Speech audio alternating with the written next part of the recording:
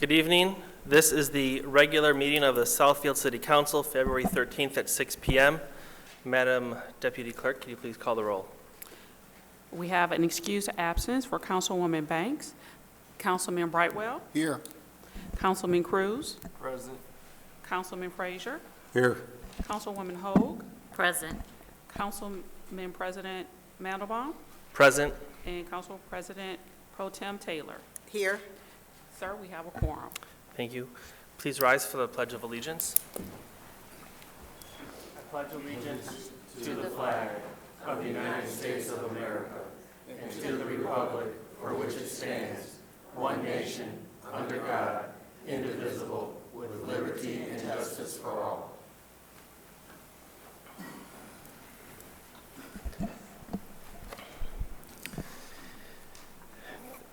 Thank you, everyone. Please just remember to silence your cell phones.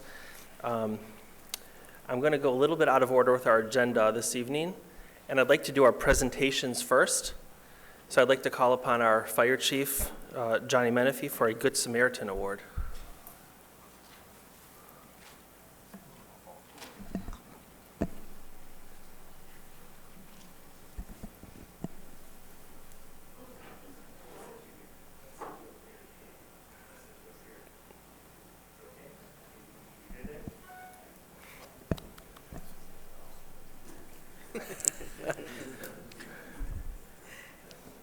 Good evening, Mr. President, Council, Mayor, City Administrator, friends and visitors of Southfield. Today is a very special day in the fire service and the city in Southfield. This is Cora Bassano.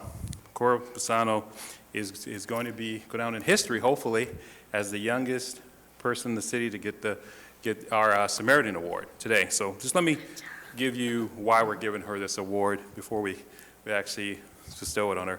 But I know she's a little nervous, so if everybody, can we give her just a round of applause just to start? All right. Okay, Cora. So on December 20th of 2022, approximately 1:40 p.m., a senior unit was dispatched to a hazard check in the area of 12 Mile and Southfield for a report of smoke in the area. Within a couple minutes, dispatch called us back and said they had a report of actually smoke and flames coming from 18200 West 12 Mile. This is the 42 West apartment complex. At that time, the incident commander upped the response to a full response. It is unknown exactly when the fire was detected, but a very alert little girl by the name of Cora Bassano noticed smoke coming from the second floor apartment complex. And it's the ground floor across from her apartment. And she yelled, what? What did you yell, Cora? What did you yell? Fire. Get out. Right, she did. So this apartment complex from the firefighter perspective, presents unique challenges. Very tight spaces, very hard for us to position the trucks. And this particular apartment was on the back side of the building and also coming from the balcony area of the apartment complex. So a worker actually used an extinguisher to try to put out the main body of fire. So when crews first arrived on scene, they saw smoke. They didn't see the full body of a fire from this building. So the fire was hidden in the void and the soffit areas between the floors. Now, if you remember buildings like our Carnegie Park, what happens if it gets into the void space and can see what happens. But we're saying because of early detection, because of Cora yelling fire, prompting her mother to call 911 and get the fire department coming, she saved a lot of damage of the building and possible some injuries and possibly the loss of life. So with that, we want to present her with the Good Samaritan Award. The Good Samaritan Award here to Cora Bassano.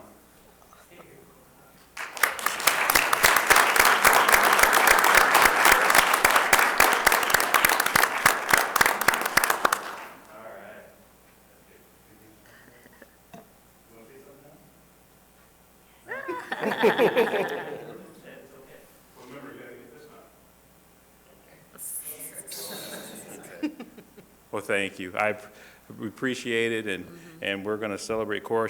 We were able to have a party at the firehouse on Friday, where we had cake and ice cream, just to proud. But with this, we want to make sure the individuals get involved. Don't be afraid to get involved with your community and yell out. And if you see something that's wrong, to actually call the fire department, police department with it. So she's been a doll since we met her. I just can't believe at 4 years old, she had the alertness to call the fire department and actually say, everyone get out. So we applaud her again for her efforts.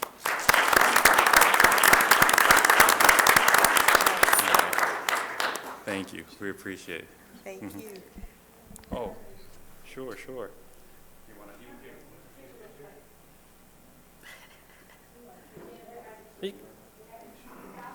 Oh, she's really shy. I don't know if she'll do it.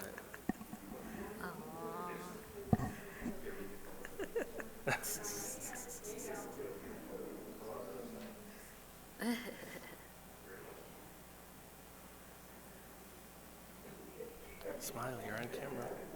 They're gonna get you. Photobomb it.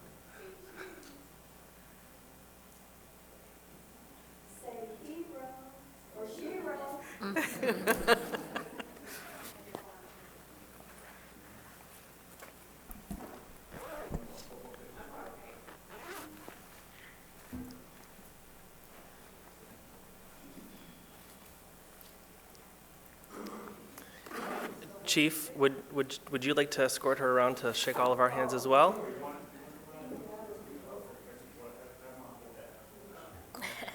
Wait, we'll eat her.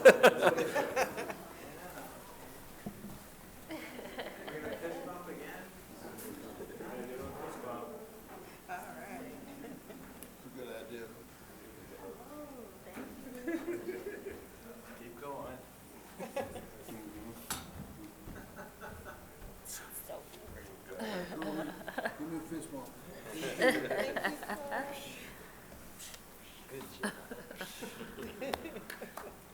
She is. Oh, she's a doll.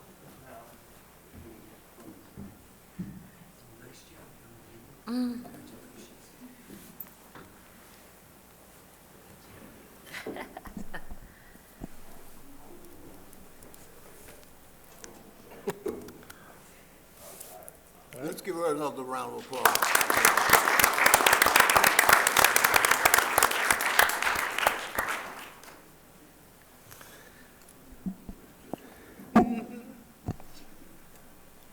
I feel like we should end the meeting on a high note. Yeah.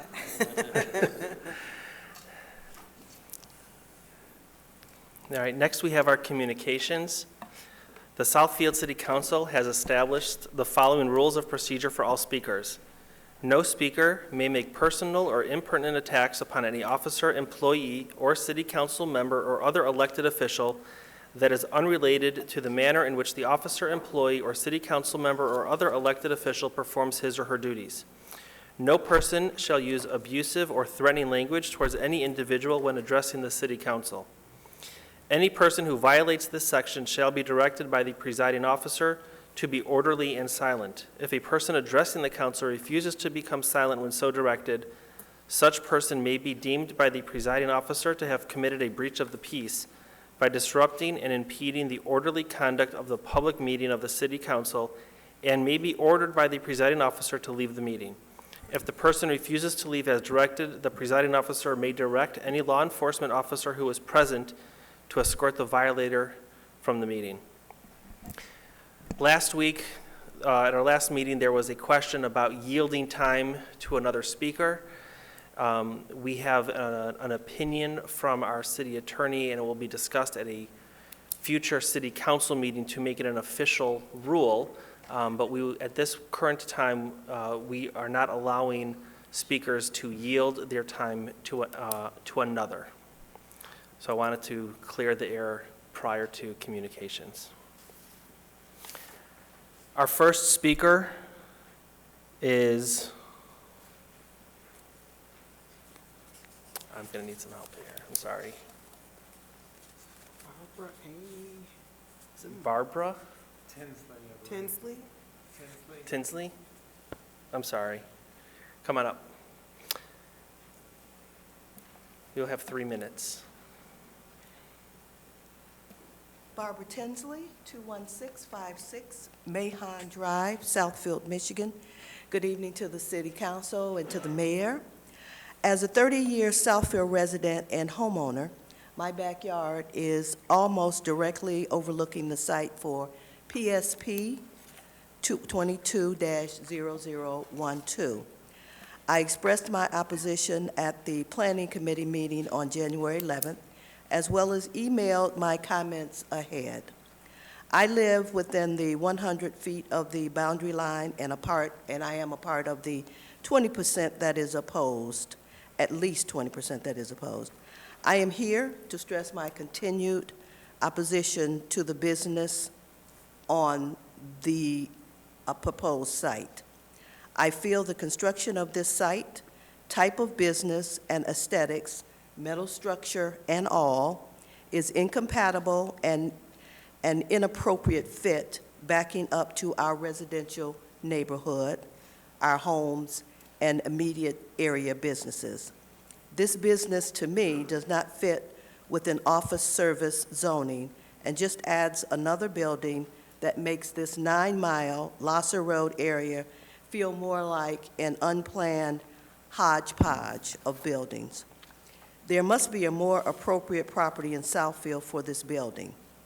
I understand this building is a new startup, which indicates a high risk for failure, as with all new start businesses.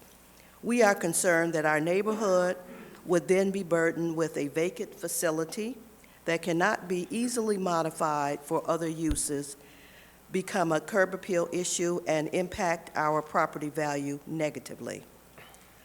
Lastly, I attended the January 11 planning meeting and respectfully expressed my opposition to the site plan and was very disappointed. The planning committee members, one by one, immediately expressed their favor for this business right off. That's not a problem. In fact, that's pretty good, except they didn't show any interest or concern for us, the area residents, the longtime homeowners, the Southfield taxpayers that would be directly impacted by this business and construction. I ask the City Council to deny this site plan request. Thank you.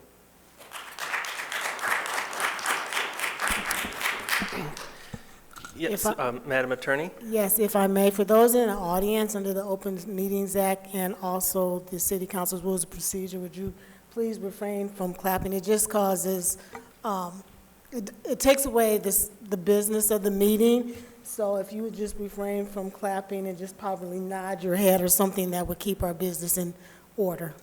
All right, thank you. Next, we have Greg Keeler.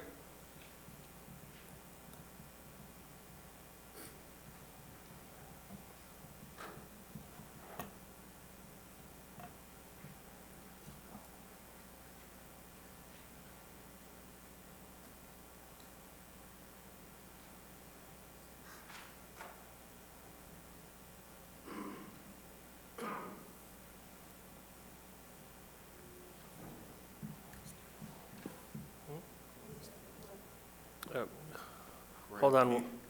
Okay, go ahead.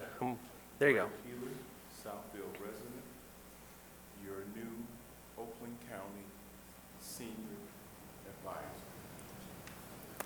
I was very shocked when I seen the front page of the Sunday. I've asked when we had a joint meeting about a senior citizen building. I was told yes. I asked here, same thing, told yes. So it's very shocking, when I read the thing, that 2K was given to you, which was a matching grant, which would have been $500,000. And we have no center. With no talks about a center. I think the residents pay enough taxes, to have them an adequate place to be, to have something for themselves, to go. In this time of COVID, and you need community and everything else, it would nice to have a place where seniors can meet together and have enough room. If you're running out of room here, and you don't have enough space for all the different activities, I think that would be an appropriate thing to do. So I would just think about where you're going to spend that money at. Because that money was earmarked for seniors. Thank you. Thank you.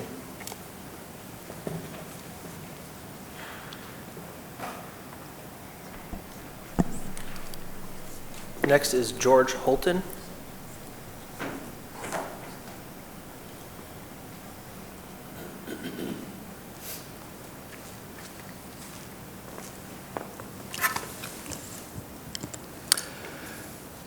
Hello, George Holton of Miller Canfield, 840 West Long Lake Road in Troy, representing the owners of Jack's Car Wash, here tonight on PLSU 22-0007. In reviewing the site plan, Hold on 1 minute. To our city planner, will they have an opportunity to speak during that presentation? The public hearing is scheduled for the 27th. The item tonight is for discussion only. Okay, thank you. All right, you can continue. entirely Sorry. happy to defer and come back 27th if you all would prefer. I don't want to give you information now and have it go stale. That's your, I just didn't want you to, Yeah, no it's no your problem. call if you want to speak now, and you can come back on the 27th as well, so. I appreciate it. So, very quickly, I do believe there's some objective requirements in the zoning ordinance that this site plan hasn't met that I wanted to touch on briefly. Importantly, the property itself is on a corner lot, bordered on the east by Southfield Road and to the south by North Drive. This corner lot status is something the applicant seems to agree with, as they've put in the 15-foot setback required by sections 5.194 and 5.195 for the B3 zoning district. The issue is threefold. First, under 5.169 2B8, the building itself must be 60 feet away from the proposed or existing street right-of-way. The site plan itself makes clear that we're only 22 feet away from the edge of the northern drive right-of-way. Importantly, there's no differentiation between private roads and public roads. The definition itself just says the street. Additionally, 5.169 2B9 requires that ingress and egress points be at least 60 feet from the intersection and directly from a major thoroughfare. At best, the egress point of this proposed car wash is less than that required 60 feet. And more importantly, it exits directly onto North Drive, which is not a major thoroughfare, and now it's Southfield Road. I'm happy to address any specific questions at this point. Otherwise, I know we'll be back on the 27th to discuss it more in depth. Okay, and if you have any notes, you can always forward them to the clerk's office, and it will be forwarded to all of us as well. There might be a letter in the mail. Thank you all.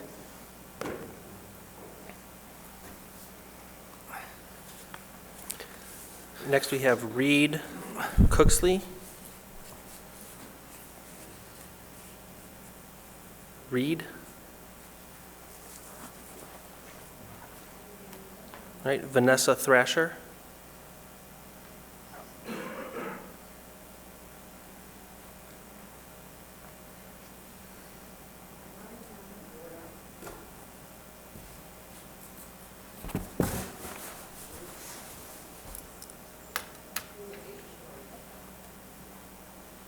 Good evening, Mayor, City Council members. Before I begin, I'd like to say that the statement I have prepared on behalf of myself and the residents on Mahone Drive and West 9 Mile Road is longer than 3 minutes allotted to me. I went on record that I personally went to the Planning Department a month ago and requested that we be allowed to do a presentation before you on this issue. I was called by the Planning Commission after my neighbors and I addressed you last Monday and was told that my request was denied. As a tax-paying resident of the city of Southfield for over 35 years and a United States citizen, I am dismayed. I want to remind you that this country was founded as a republic, guided by a constitution. We have a representative form of government, meaning that we elect representatives whose duty, sworn duty, is to represent the citizens. In the case of city government, your duty is to listen to and protect the interests of the citizens that live here. We should have been allowed to have the opportunity to articulate our serious concerns in a public open forum without time constraints as non-resident site plan petitioners and others are allowed to. I came before the council last Monday requesting that PSP 22-0012, a petition brought forth by Skills Gymnastics, not be approved. I shared why the building, a 10,600 GSF metal prefabricated structure, is not appropriate for the proposed site. Through our own investigation, we have discovered the gymnastics center is not zoned for this site. Since that meeting, I have submitted to the council and mayor a packet on behalf of the Mahone West subdivision, which includes a letter citing our concerns, a petition signed by over 40 residents, and pictures documenting why this structure is inappropriate for the site. The site, a lot vacant for over 20 years, had contained an office building identical to the one still there. We now have concerns about the process by which the site plan, against the wills of the residents negatively impacted by it, is being pushed through in what we appears to be an underhanded and premeditated manner. To illustrate this, I need to share how the city has handled or mishandled this approval process. The week of Christmas, some residents, including my husband and myself, received an informational letter informing us of upcoming planning commission meetings discussing the site plan. We're invited to attend these meetings and voice our opinions. The letter published December 22nd was curiously postmarked December 21st. Busy with holiday preparations, I didn't read the letter, but fortunately my husband, who reads everything, did. Thank God for that. The meetings were scheduled for the 11th and the 18th of January. If needed, the plan was decided upon by the 25th of January. We attended the 18th meeting and was invited to voice our opinions. To our dismay, commission members dismissed us and even made jokes about one of our residents' objections to the building. We were shocked. So just to go on, I'm not going to have time to finish. Well, we were shocked that Terry Crow, facilitator of the meeting and director of city planning, hadn't done or failed to share any research on the impact the structure would have on our homes on the street directly behind the site, as well as homes on the 8 Mile. Even the aerial view he chose to present to the commission omitted all residences. This concludes my 3-minute allotted time. Matter will be continued by the next listed speaker. Thank you. The next speaker is Janice Burrell. All right, as Vanessa Thrasher stated, I am going to continue her point of view on this issue. There was a meeting scheduled for January 25th where we felt that there was going to be continued discussions, but that meeting was canceled due to inclement weather. We then received a letter published January 26th that the City Council would have a site plan review today, Monday, February 13th. We did have two members of Mahone attend the Planning Commission meeting last Wednesday, February 8th, and we were surprised to find that that building was discussed during that forum. That January 26th letter made it appear as if all of that had passed, there was no longer going to be a discussion on that. But during that meeting, both the architect and petitioner gave a revised presentation to the commission where they offered to tone down the color of the building, and after the concerns from January 11th were addressed, the commissioner made glowing remarks about the proposed business. Jeffrey Spence, assistant planner for the city, went on to read a pre-typed recommendation that the commission approved the request. Unanimously, the commissioners did vote yes. Again, we as impacted residents had not been notified of the meeting nor its agenda. It had not been openly published on the website as previous meetings had been. We felt that our vehement objections and concerns on January 11th and more recently at February 6th Monday council meeting, we were shocked to realize that the plan was still being quickly and quietly rushed through on that following Wednesday. We have stated earlier that we found out through our own research, not through the information shared by that team, that this space is an OS or Office Service District space. It is not zoned for a gymnastics center. This was never mentioned in the public meetings that we attended. According to Southfield's zoning ordinance, the council may permit special usage upon special approval. Section 5.104 states that the usage may be permitted upon the review of the City Council only after a recommendation by the Planning Commission. As concerned citizens, we'd like to know how this site plan could possibly have been approved on the 26th prior to the decision that came forward on February 8th, where it was brought to everyone's attention that this was not an office space. Section 5.104 also states that the site must align with standards A through I. The business is in violations of standards A through E, and because the council and mayor are now in possession of a petition that includes signatures of 10 residents living within 100 feet of the property boundary lines, we are asking that there be a vote by the City Council, where at least 2/3 of you do approve that. Madam City Clerk, when the council vote as required by Section 5.104 Standard I of the zoning ordinance is completed, we as taxpayers and registered voters of the city of Southfield request that a roll call vote be done. We'd also like each council member to share with the public when your term ends and when you're up for re-election. We as paying citizens would like to know who is taking the citizens' requests to heart and listening to the citizens' point of view as opposed to outside interests. Thank you. Next is Tracy Darnell.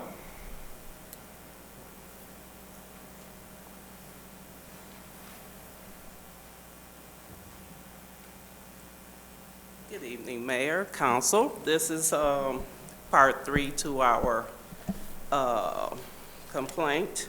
And yes, I am part of the 20 or the opposed 20% living within 100 feet of the boundary line of the proposed business site. I live right behind it.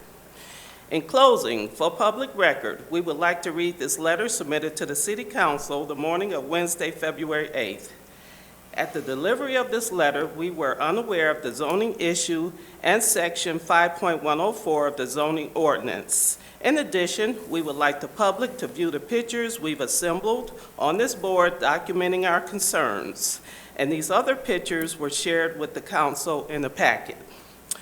The letter reads as follows. Dear council members, we are contacting you to request that you do not approve PSP 22-0012, a site plan review request for Skills Gymnastic Academy to construct a 10,600 GSF metal prefabricated building at 21751 West 9 Mile Road, sidewell parcel 2434-101-067. We, the local residents, do not believe the metal structure is appropriate for this site. It is not in balance with existing buildings and will diminish the aesthetics of the area. It negatively impacts the Mahan West subdivision directly behind it, as well as the residents running alongside of it. We are concerned that it will reduce residential property values of our homes. In addition, the businesses that will utilize this facility is a startup with a weak business plan. According to the architect who presented the proposal to the Planning Commission at their January 11th study session, the building can only be used as a gymnastics center. In event the business venture is unsuccessful, we will be left with yet another vacated building added to city blight. As your constituents, we ask that you stand with us and reject this site proposal. A petition as well as photographs will be delivered to the clerk's office for your review. We will be in attendance at the meeting today, which is now. We sincerely hope that you honor our requests. Thank you, concerned citizens and the Mahan West Neighborhood Association.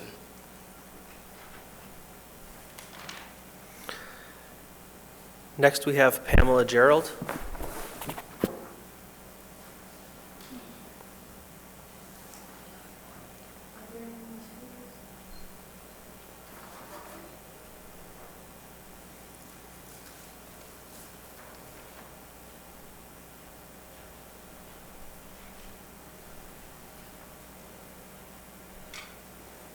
Mr. President, if you would allow me, I would like to apologize before my 3 minutes start about the procedural issue as to whether or not a person could yield their time. So I just wanted to let you and Madam Attorney know that you were correct.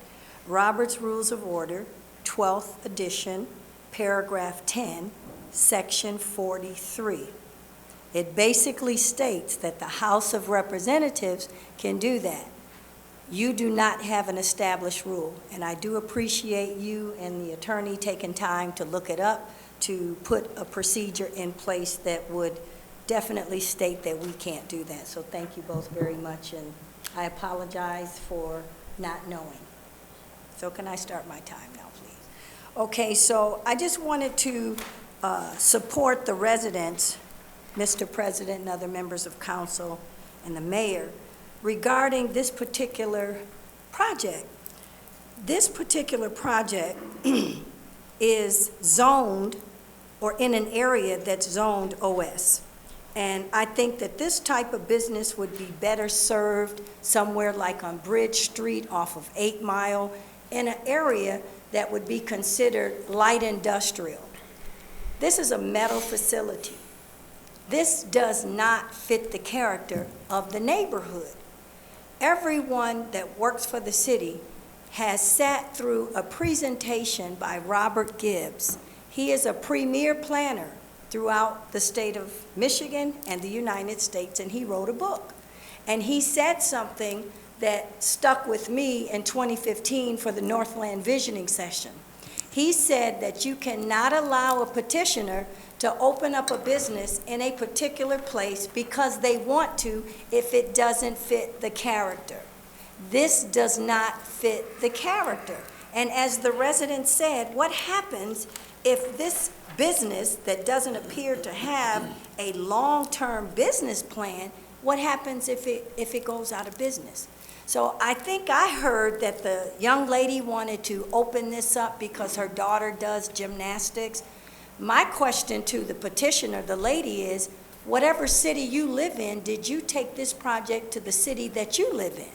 If you want your daughter to have some place to practice gymnastics, and I used to do gymnastics. I taught gymnastics for the YWCA, and I also taught gymnastics for the City of Flint, the Board of Education, and I went around to all the schools. So I know how important it is to have a training facility, but it's even more important to have a training facility in an area that's not going to disrupt the residents living in that area.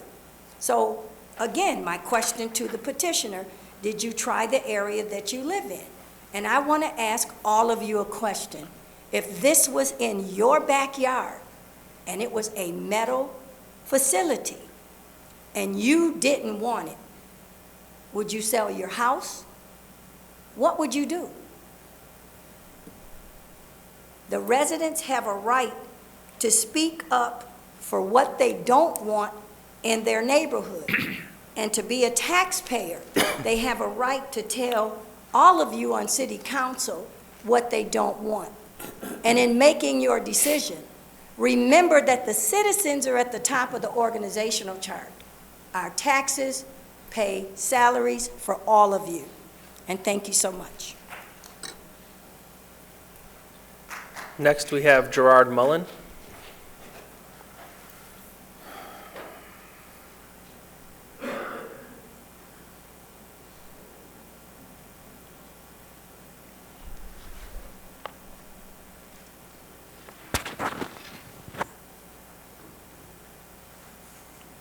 Mr. President, the site plan review on tonight's agenda cannot be acted on this evening by this council for the following reason.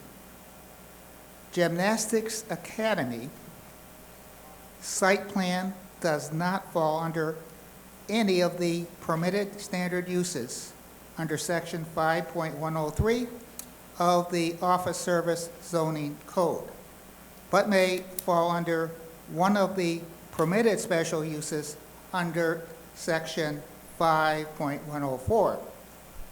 If so, a special use request approval is required prior to any site plan review. The possible permitted special use is contained in Section 2B, and that special use is as follows, quote, private or public athletic clubs or health spas when conducted within a completely enclosed building, unquote. Gymnastics Academy may come under this section. If so, a special use public hearing must then take place prior to a site plan review. This is the only option available to the petitioner. Otherwise, this project is dead. Also, I would like to point out that 5 council yes votes may be needed to vote may be needed to approve a special use. Check it out. Check out section 5.104, subsection 1I. I believe that the Mahone West Neighborhood Association has already met this standard, therefore raising the threshold to 5 yes votes. Gymnastics Academy is probably hanging their hat on the fact that they believe that a standard permitted use for their petition is contained under section 5.103, subsection 8. And that standard use is as follows, and I quote, "Public or private schools or colleges for general or vocational education," unquote. But Gymnastics Academy is neither a school nor a college for general education, nor for vocational education. It is a gym, an esoteric building containing an athletic venue for a gymnastics school. A gymnastics school is not a general school. It is an esoteric school, a special school. That is why it falls under special use. Your time is up. Thank you. Next, we have Brian Cook. All right. Asim Underwood.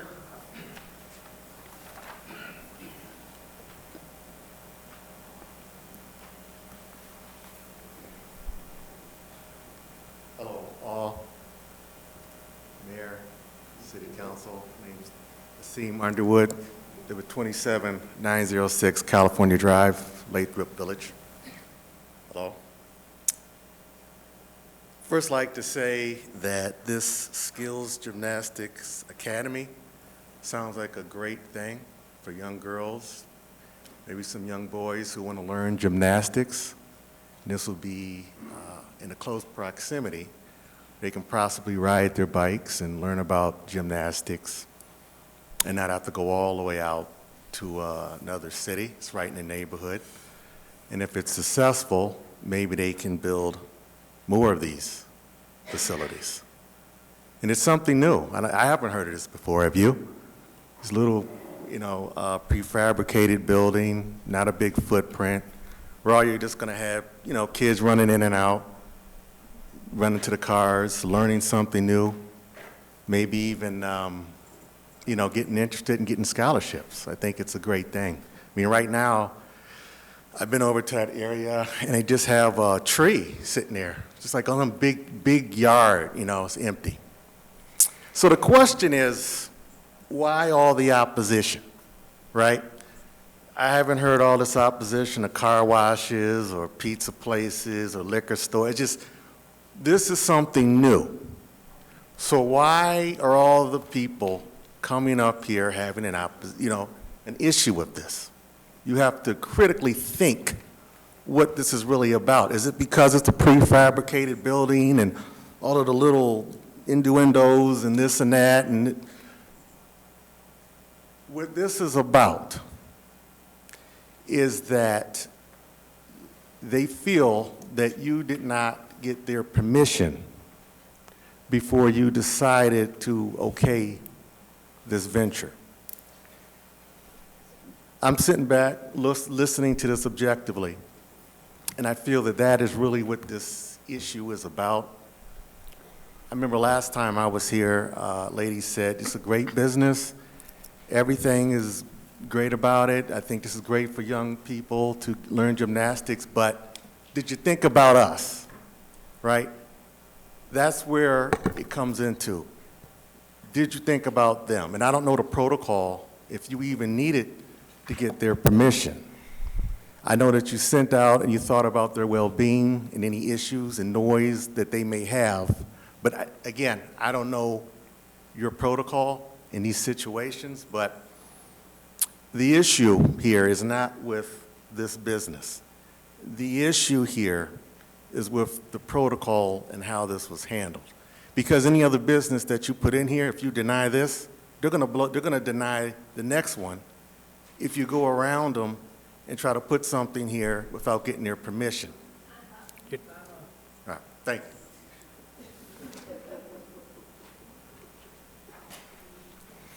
That concludes communication.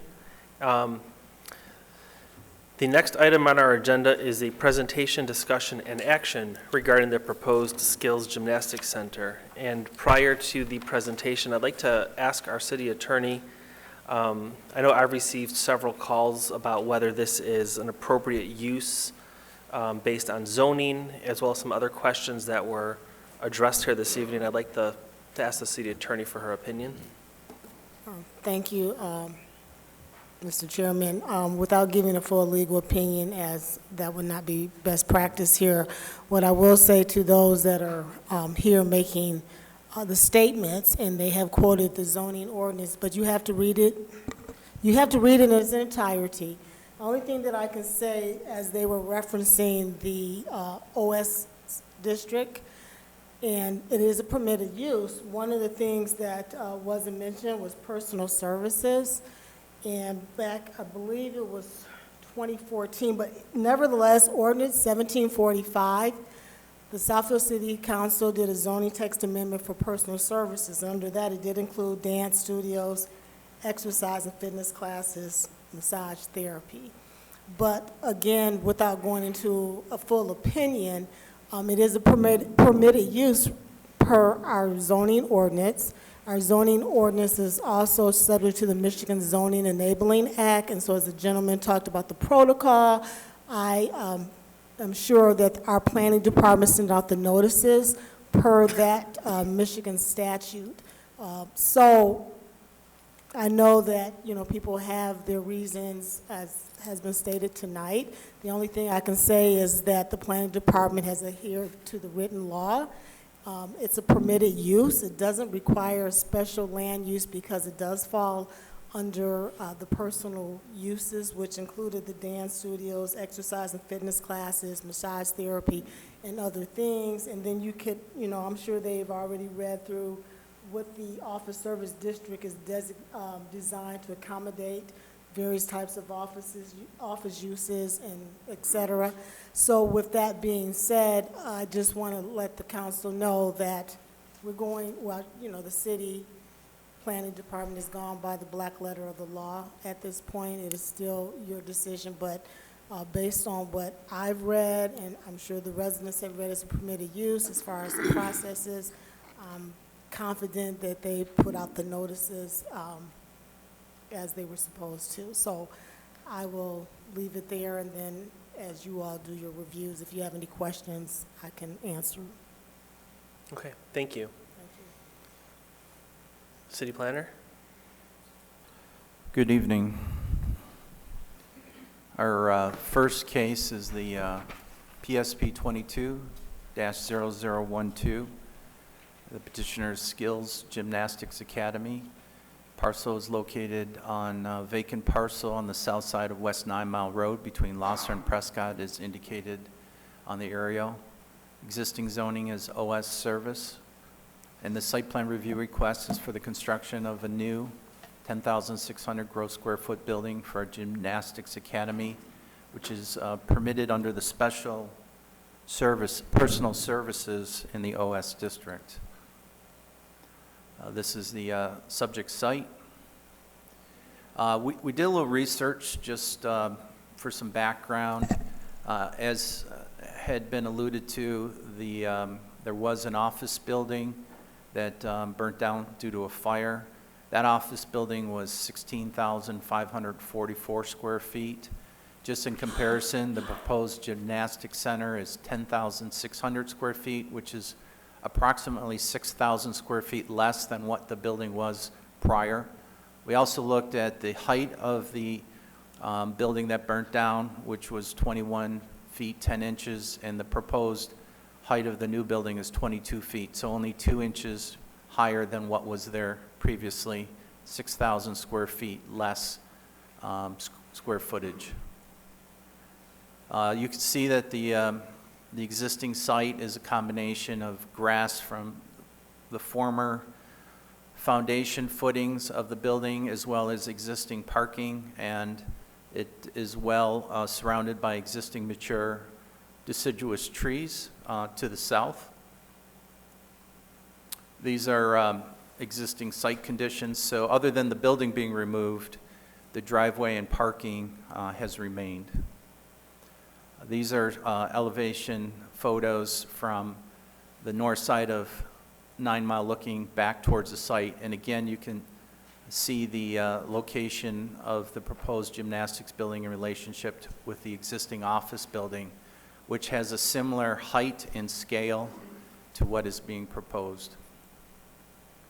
As stated previously, the current site is OS Office Service, and the future land use is local mixed use, so it's consistent with the master plan.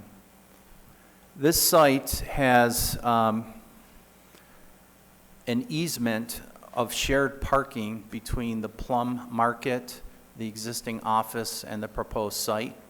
It also has received ZBA granted a cross-access easement agreement in 1979. So we look at the total 3 parcels working in harmony when reviewing access as well as parking requirements.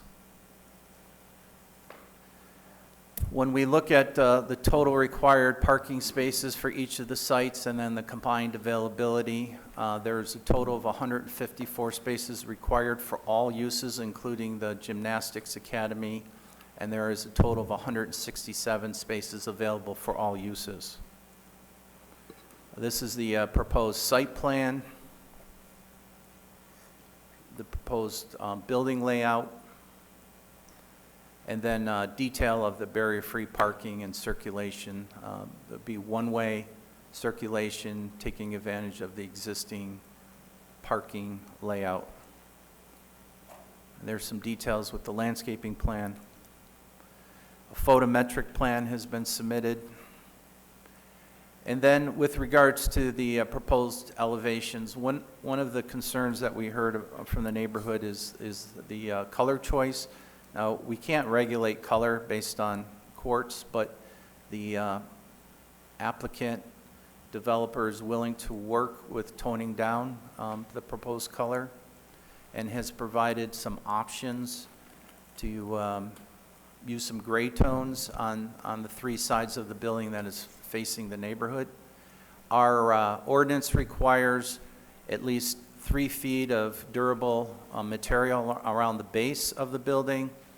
They have exceeded that, especially on the front or 9 Mile elevation, again, to break up the building sides.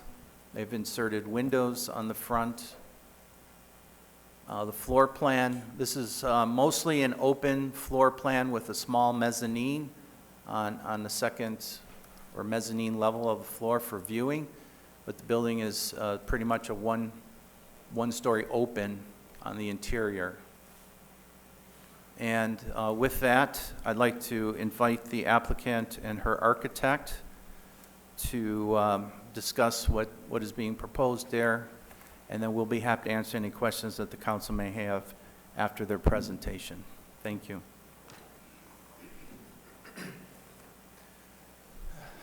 Good evening, everyone. My name is Brian Cook. I am the architect and the business runner. Can you please give your address for the record as well? Oh, yes. The address for my business is 607 Shelby, Suite 726, for my architecture firm, Develop Architecture.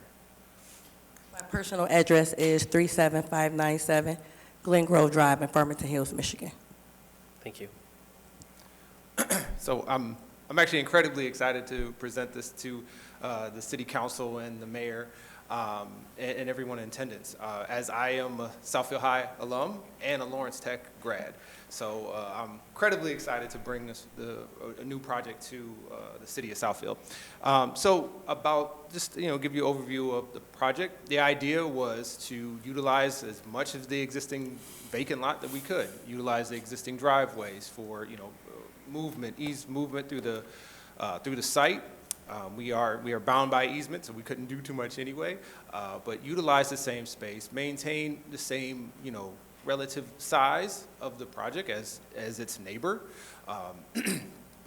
There is a 6-foot block wall dividing the site from our residential neighbors, trying to minimize any exterior light. So most of our light is on the back, where we're trying to light some of the parking spaces, but without spilling over any of that exterior light into our neighbors.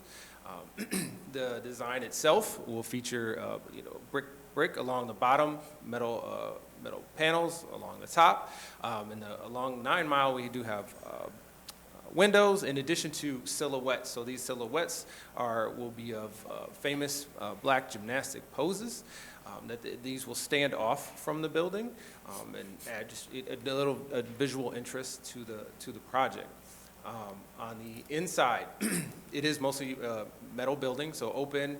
There's high-end gymnastics equipment, so we're talking about uneven bars, balance beams, vaults, and a significant floor area for gymnastics to take place. Is that there's a lot of space needed for that.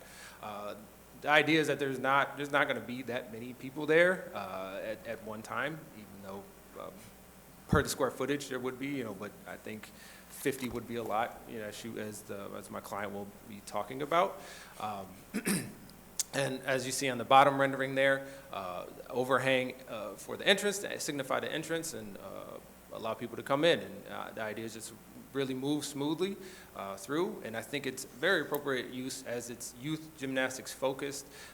There's the grocery store right there, so people can drop off and grab some groceries. They can go to the gas station while their kids doing gymnastics. So I grew up in Southfield, so I'm not going to design something that I wouldn't want to see in my city. So it's very important to me that was on top of my mind, is that this isn't something that I don't feel proud showing off, and for it to be built and really makes Southfield to continue to be the standout that it is. So I'll let my client talk about the business itself. Well, the business came about because my daughter does gymnastics, and we've been in several different gymnastics facilities and didn't quite feel at home at the facilities we were at. First of all, they're 45 minutes to an hour away. The gym we currently go to is an hour away. The gym we currently go to and the other gyms that we currently attended were extremely large, over 20,000 square feet, over 200 to 300 team members, which you don't really get individual attention when your team is that large. So I wanted to open up something relatively smaller, relatively personal, coaching, individual instructions. So I decided to open up this facility. Me and the architect, we did a map search of gymnastics facilities, and we found that there were at least 10 miles distance. So it's like a circle of gymnastics facility, and we're right in the middle. So there is no gymnastics facility that competes USAG, which is the top USG, the top gymnastics competition that leads to the Olympics. There's no gymnastics facility in the area. And I also wanted to bring elite, to try to bring elite to Michigan, as we don't have it in our state. Usually when elite gymnasts becomes very good at their sport, they have to move, particularly Texas or California. And well, we went to Texas, and I liked it, but I didn't want to move. So what do? You come home and you try to do it yourself, and that's where we are. I do plan on having recreational classes as well as a very small team classes, so that the gymnasts can get that individual attention. I plan on having at least 2 recreational classes at once, no more than 10 in each class, so that's at least 20. I expect to have at least 20 at the max team members at one time inside the facility. The classes, especially recreational classes, will rotate. So let's just say a class starts at 9 o'clock, it ends at 1, we'll probably have another one at 12, it ends at, 9, 10, and then we have another one that starts at 12, it ends at 1. So they will be coming and going. The facility doesn't really requires a lot of viewing because for team, a lot of team member parents drop off and leave. So they pull around, drop them off, they send them in, and they leave because we practice for 4 hours. Now recreational, the team members and their parents usually come in, stay for an hour, because it's only at the max an hour and a half to an hour. They stay in, and then they leave, so you'll have traffic coming in, and then you'll have traffic coming out.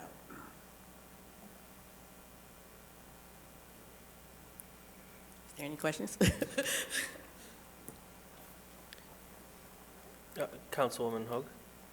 Yes, so repeat your hours of operation again. So we plan to be open from Monday to Saturday, between 9 to 8:30. On Sunday, from 9 to 2. So 7 days a week. And during the school year, you expect to have classes going during the day for you to be open at that Yes, time? we do have parent and taught classes. So the kids who's not in school, who's too young to go to school, they can come in with their parents and get instructions that way. We also have kids who are homeschooled, and they use this opportunity as gym. They can come in and do gymnastics too. Councilman Cruz? Yes. So the instructors for these groups, are they paid or volunteer? They're paid. They're paid. Oh, okay. And so our councilwoman just asked about the hours already, so that seems good.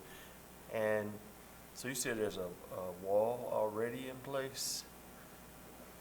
Yes, there's an existing 6-foot wall that's basically on the west side and the south side of this parcel. So it's it's dividing this parcel from the residential parcels to the west of us and to the south of us. What about the any greenery around there too, as maybe like a buffer? Yeah, there is greenery on the residential side, so like it's just all asphalt on our side of it, but there are existing trees and greenery on the other side of that wall right now. Okay. And I don't know, Terry, you might be able to answer this for me, but is the parking gonna stay the same?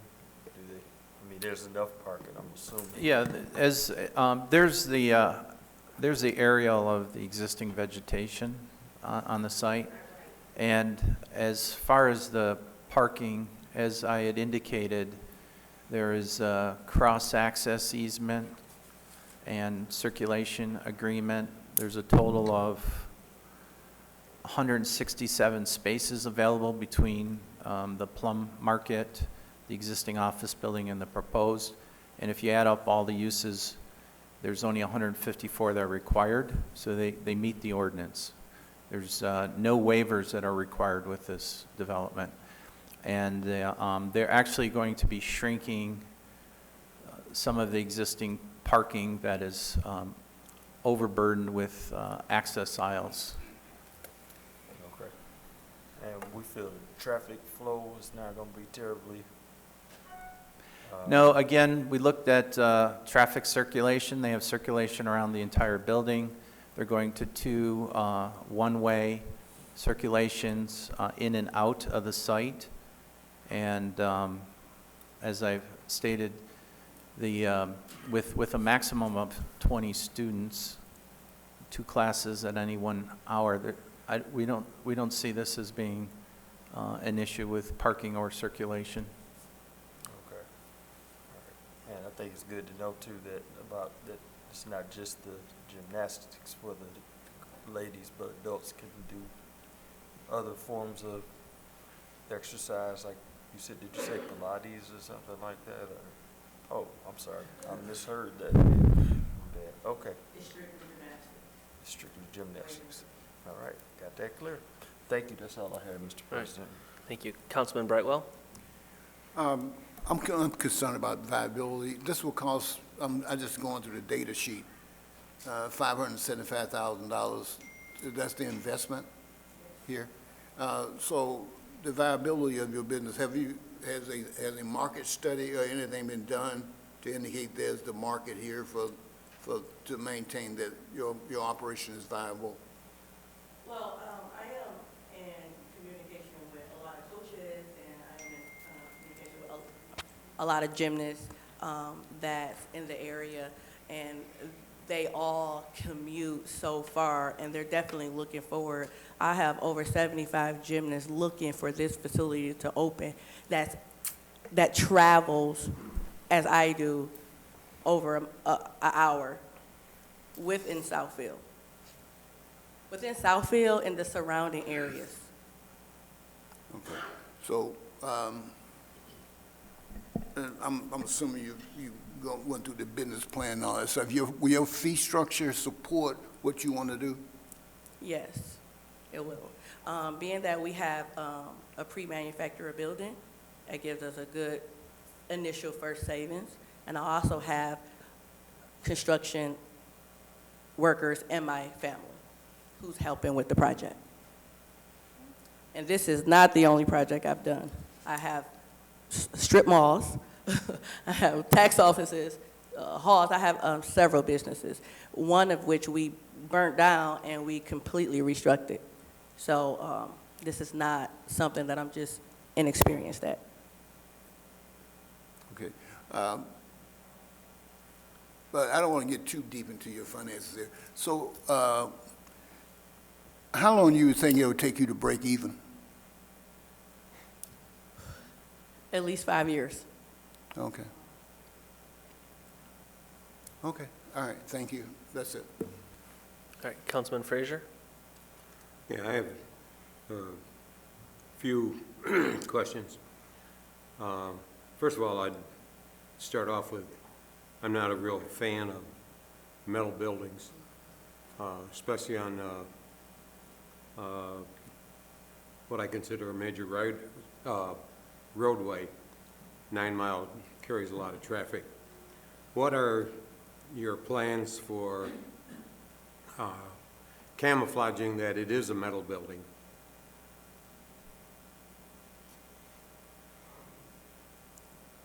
We're doing a little, these renderings don't have any of the landscaping, but once that's there, there'll be a little bit of, there'll be trees along the right side of the building and some landscaping along the front. But I'm gonna be honest, I wasn't trying to hide that fact. I'm not just trying to show that it's metal, but we're using the metal siding and leaning into that with the silhouettes. So it wasn't something that we're trying to hide from anybody. Well, to me, a metal building looks like a barn. And I don't think that that's, I don't feel personally, but I'm only one of 7 votes, that it's a plus for the city of Southfield to have a barn-looking building that is not compatible with the rest of the neighborhood. But, so there's no plans to camouflage it, to make it look like the office building that's going to be near it. Can't make it look like the grocery store, but see, the thing that concerns me about this particular thing is that I have to live in city of Southfield. Neither of you, I presume, lives in the city of Southfield. Now, I know your credentials say you graduated from high school and you graduated from Lawrence Tech, but you're not here now. I live on 9 Mile Road, just off of 9 Mile Road. So I would have to pass by this all the time. So I wouldn't be able to adequately, I don't feel that I could adequately defend allowing a metal building to be built there that looks like a barn. See, the city of Southfield is the center of it all. We want to make our city upscale. Since I've been on council, a number of people have come into the city of Southfield that don't live here but put up some kind of a structure that they wouldn't have in their own city and leave it here for us to look at and take care of. And I don't have any problem with the gymnastic building in that spot, but I don't want it to look like a barn. Secondly, I believe the statement was that there are about 75 gymnasts that are in the area but are going someplace else to practice and learn their skills. Well, listening to the folks on television that are gymnasts during the Olympics and other contests, the gymnast and the coach are a team. Now, if these 75 people that live here in the Southfield that go someplace else already have a coach, are the coaches all going to come to Southfield and leave the rest of their students to come here or not? Or haven't you given that any thought? I have given that thought, and I have talked to several of the gymnast mothers, parents, and they are willing to transfer. I have a very big open communication with the gymnastics community. Are you going to be able to match the quality of the coaches that they're already working with in order to make sure that they get their money's worth when they sign up for your gymnast or your gym place? Absolutely. We have 2 college graduates that did gymnastics for 4 years.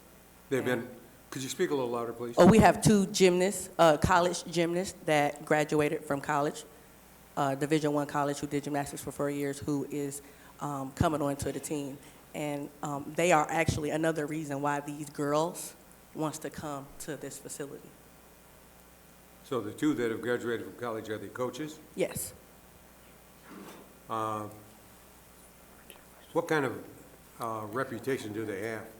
What kind of winners do they have that they have taught gymnasts? They have taught at several different gymnastics facilities. They just have not had their own opportunity to run their own team.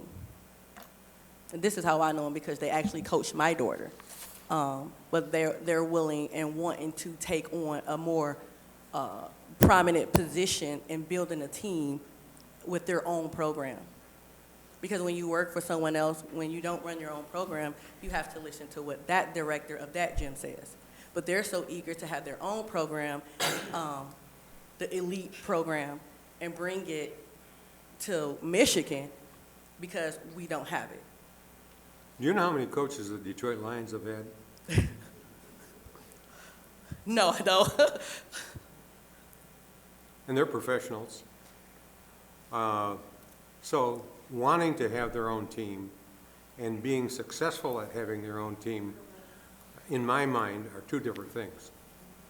So if the students come and they don't feel that they're getting their money's worth, their parents are going to say, I'm going to take you back to where you were because you were doing, if these 2 don't work out.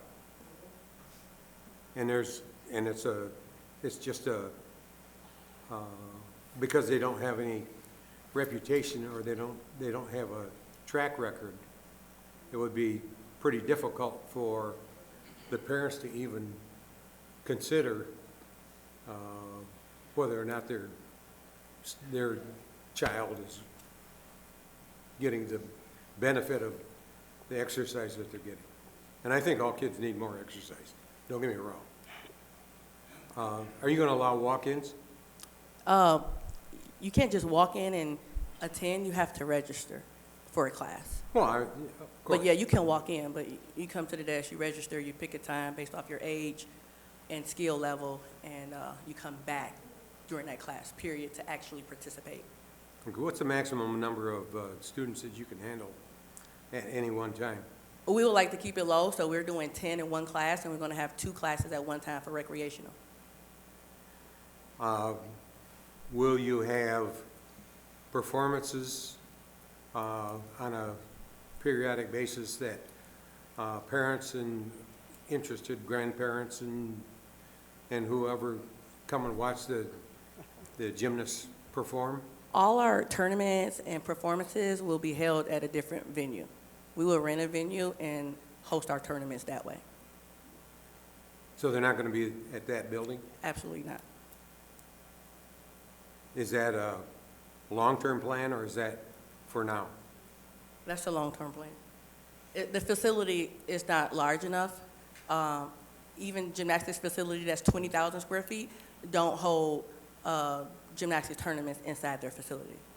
It's just too large. Okay, a question to our city planner. You say there are 155 spaces needed in the 2 businesses that are there, or the grocery store and this one are 155 spaces, there are 167 available? Is that? There's, yeah, it's 154 required. There's 167 available. Now, is that currently, or once the building is put in, there's going to be 154 spaces left?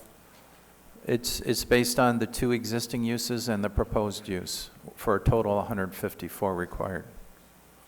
The reason I ask that question is I know for a fact, because I shop at that grocery store periodically, that they have sales, and especially on holiday weekends. I'm sure that they had one for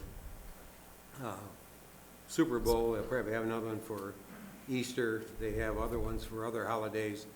And the parking lot right now is jammed. And you have to walk from the wall way behind into the grocery store in order to get served.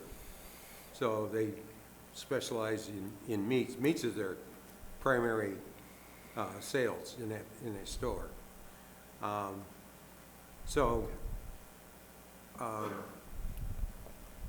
just wonder if this is a good fit for this location, especially when the stores, which has seniority rights as far as I'm concerned, has their sales, and the young gymnasts come to practice, and there's no place for their parents to park, no place to, they'll have to drop them off and go someplace else, because there aren't any parking spaces left when they're having sales. And they usually run the sales a couple of weeks in advance, both Saturday and Sunday.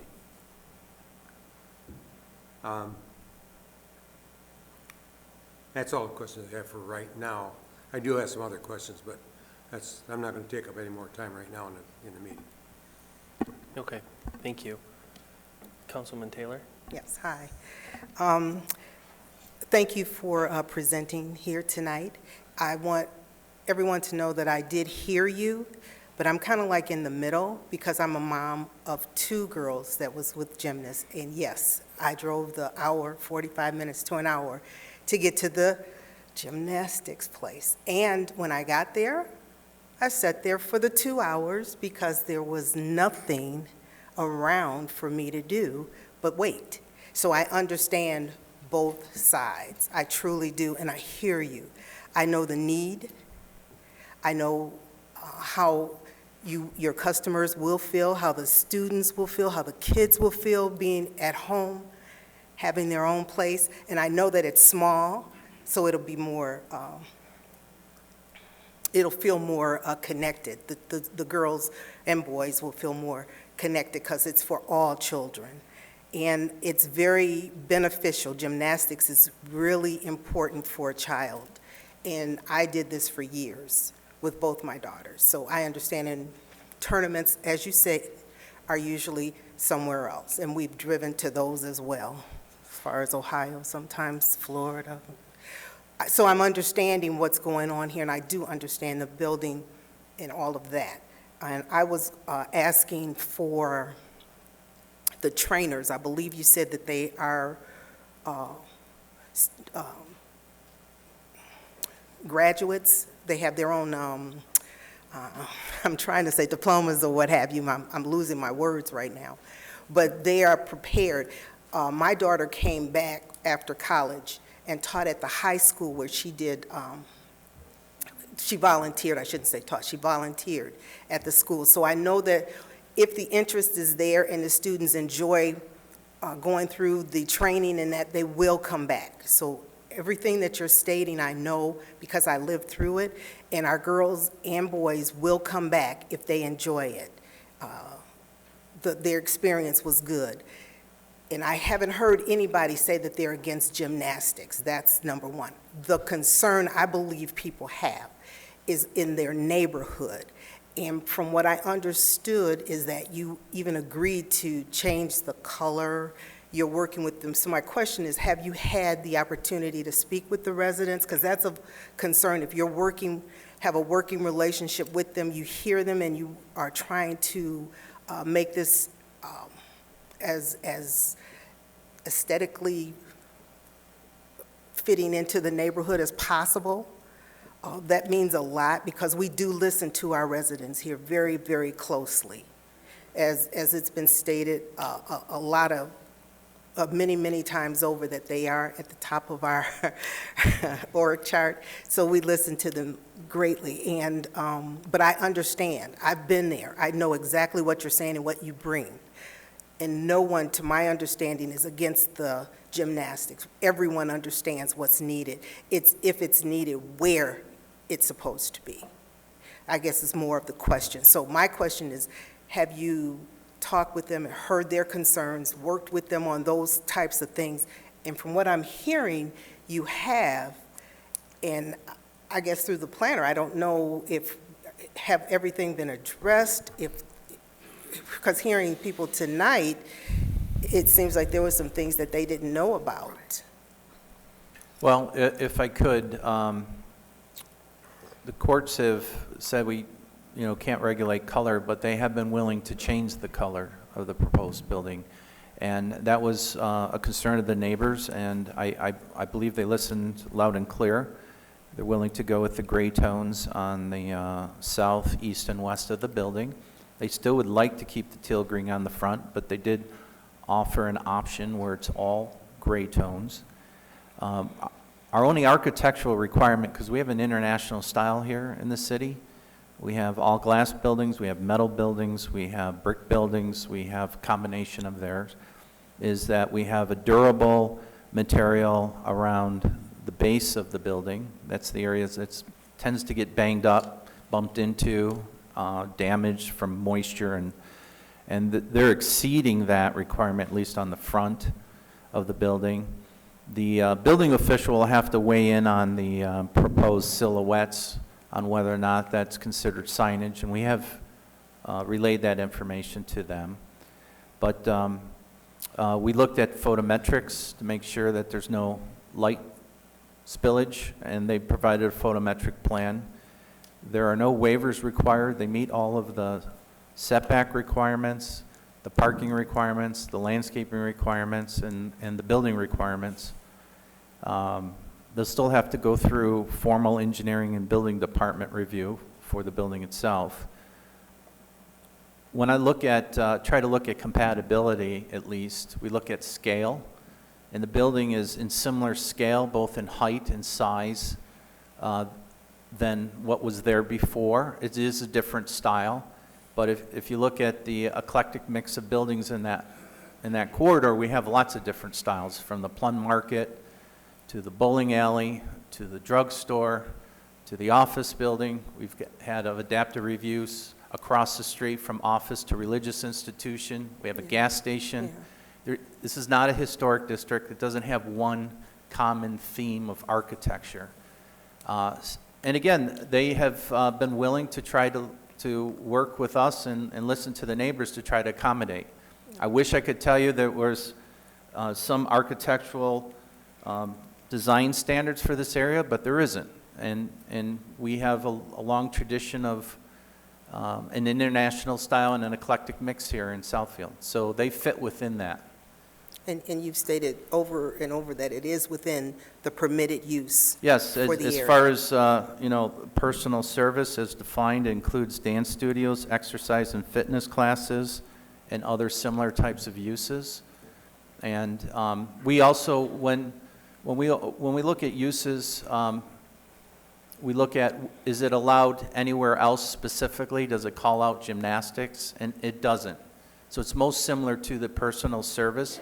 And if you recall, council amended the ordinance a few years ago because we had some dance studios that were similar in nature showing up in OS and other districts. And we wanted to define these personal services as being allowable in OS. This isn't an open recreation center where we have that as permitted in industrial district. It's a specific private class teaching type of academy that fits most closely to personal services as exercise or fitness classes or dance studios. And it is very controlled. Like I said, I had 2 daughters. It's not willy-nilly. It is controlled. So It's not an open, anybody can show up at any time either. That is so correct. we looked at that. We vetted it within the department. We reviewed, spent a good amount of time reviewing this in the fall before this even came forward. And it was clear to us that this was a permitted use under the personal service in the OS district. So, thank you. And through to the petitioner, do you have an area for seating for parents? I know most of us used to drop them off. That was our free time. But do you have a permitted area for parents that want to come in and sit? So I'll let you answer, but I did put up the slide where the mezzanine has some seating. Oh, yeah, okay. I saw for that in viewing here. of, and there may be other spaces. I'll let the applicant respond to that, but Okay. it is located in upper corner here, and it's in the floor plan. It's located here. Yeah, we chose the mezzanine so that the parents could be out the way. Okay. And their little ones that they bring can also be out the way. Okay. So no one get hurt. So they're above and they look down on everyone else. Okay. Okay. And it would also help if this goes through and for reasons it is approved, if we could have like, let people know where till 12, the 12-mile area where the shopping and all that is, because parents do utilize those 2 hours to do other things. Exactly. But if a lot of us are in the neighborhood, we'll just go home and come back. But Exactly. I'm just saying it might help the other businesses as well, Plum Hollow, the market, things like that, if you're so inclined and if that goes through. No, absolutely. When you walk into gymnastics facilities, you usually see banners. Correct. And you sit there all day, you just look at the walls and you see other people's businesses and like, oh, let me just go to that. It's right around the corner. So absolutely. I look forward to working with the community. And I actually reached out to the neighbor next to us because we wanted to discuss the flow of traffic. I didn't speak to Plum Hollow, so I will reach out to them. But I did speak to the owner of the office buildings next door to us. Okay. And we did realize that my highest flow of traffic is her lowest flow of traffic. And then we also said, if she was to have an event, that we just need to keep communication open so that we know what to expect and how to direct our customers and what to expect. Thank you for sharing that, because that was my concern, that you need to speak with the businesses as well as the residents and make sure that you keeping that line of communication open for your business. And that's all I have. Thank you very much. Thank you. Councilman Hoag? Yeah, so I had other things to say, that's why I just stopped. But my concern was,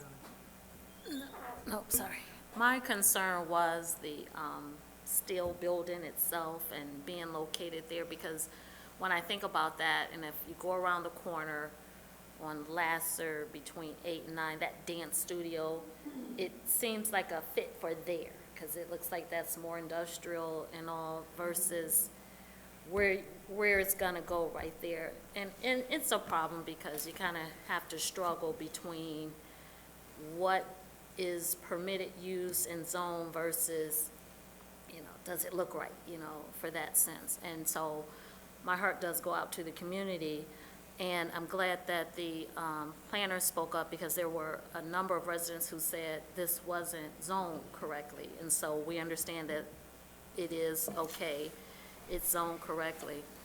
But there was a speaker that indicated that said this is about not asking first. I don't think that to be the case. It's not the case.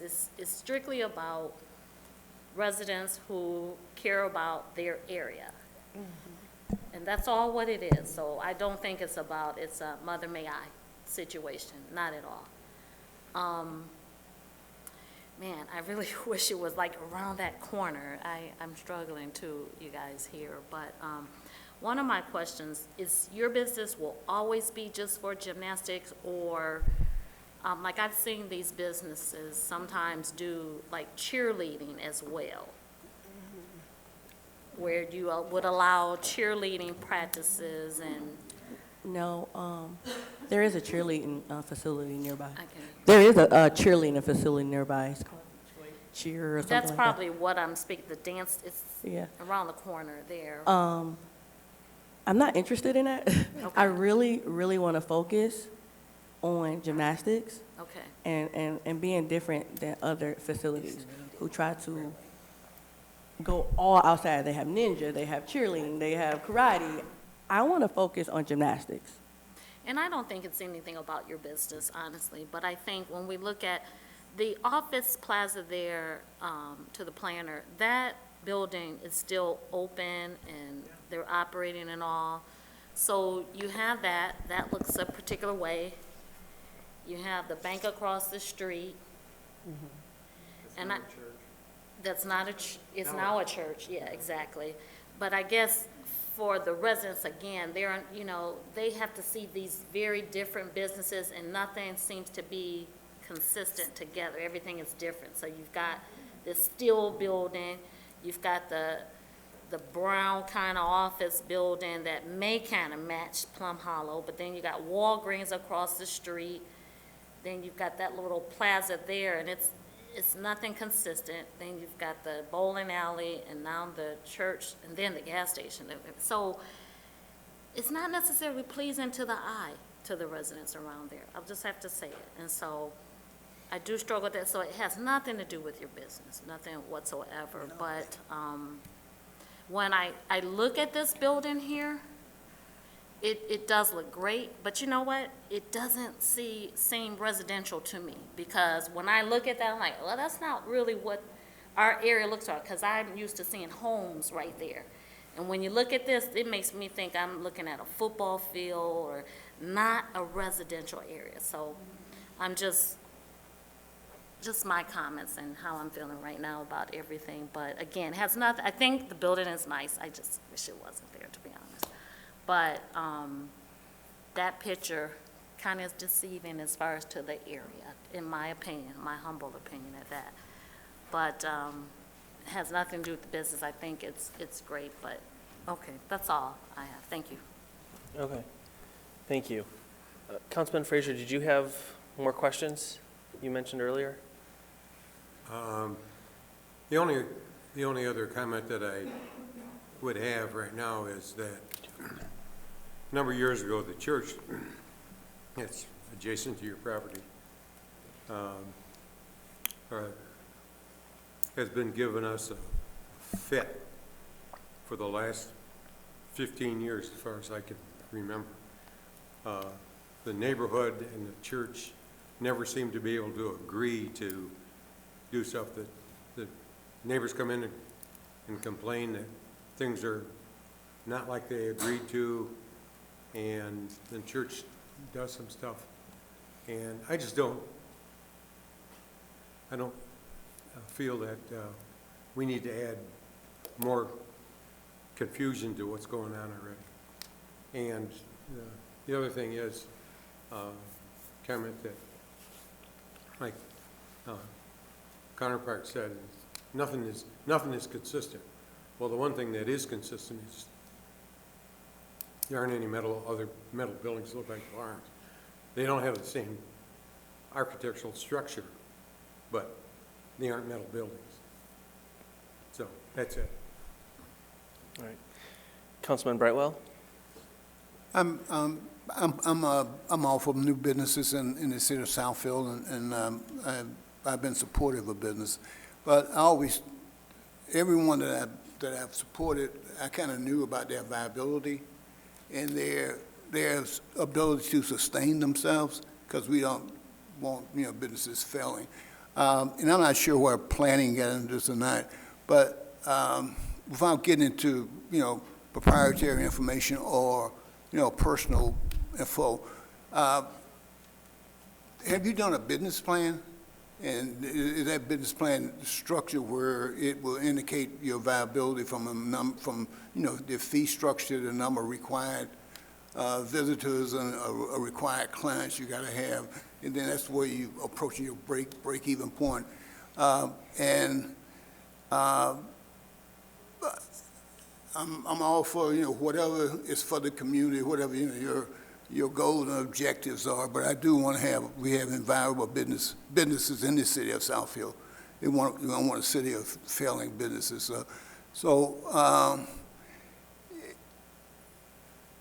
I'm not sure whether it's part of the protocol or what can you present us to let me know to indicate your financial viability going down the road? I don't have any paperwork with me to present to you my financial situation, but I will tell you my thought process. I liquidated, right? I liquidated a lot of assets that I had. And I did that because most businesses take 5 years to make a profit, okay? So I'm not taking a loan out. So the chances of me failing, usually when you fail is because you're trying to pay your mortgage, you're trying to pay your employees. My money to build this facility is all liquid. I don't have any loans. And once the business pick up and I have that money coming in consistently, my plan was then to refinance and get my money back. I don't want to be stressed, so I decided to use my own cash. Okay. Do you have a business plan? I do have a business plan, yes. Okay. Is that something personal, or could you share a portion of that with us for us to indicate on paper you have you're viable? I don't have it. I don't have my business plan with me. Okay. Okay. All right. Well, that's it. Thank you. Thank you. I did have a question to the planner. We talked about the parking requirements, and they do have a cross-access agreement with the business next to them. Councilman Frazier mentioned that sometimes with the market, there's not enough parking. But there does seem to be an extra, 10 or 15 spaces based on the requirement. Is that correct? Yeah, based on our use analysis, that's correct. Just if I can go back, though, all these parcels are beholden to this existing agreement. So one doesn't get to use it exclusively from another. And there's both the easement that's been recorded as well as the ZBA case sale says that they all shall work together.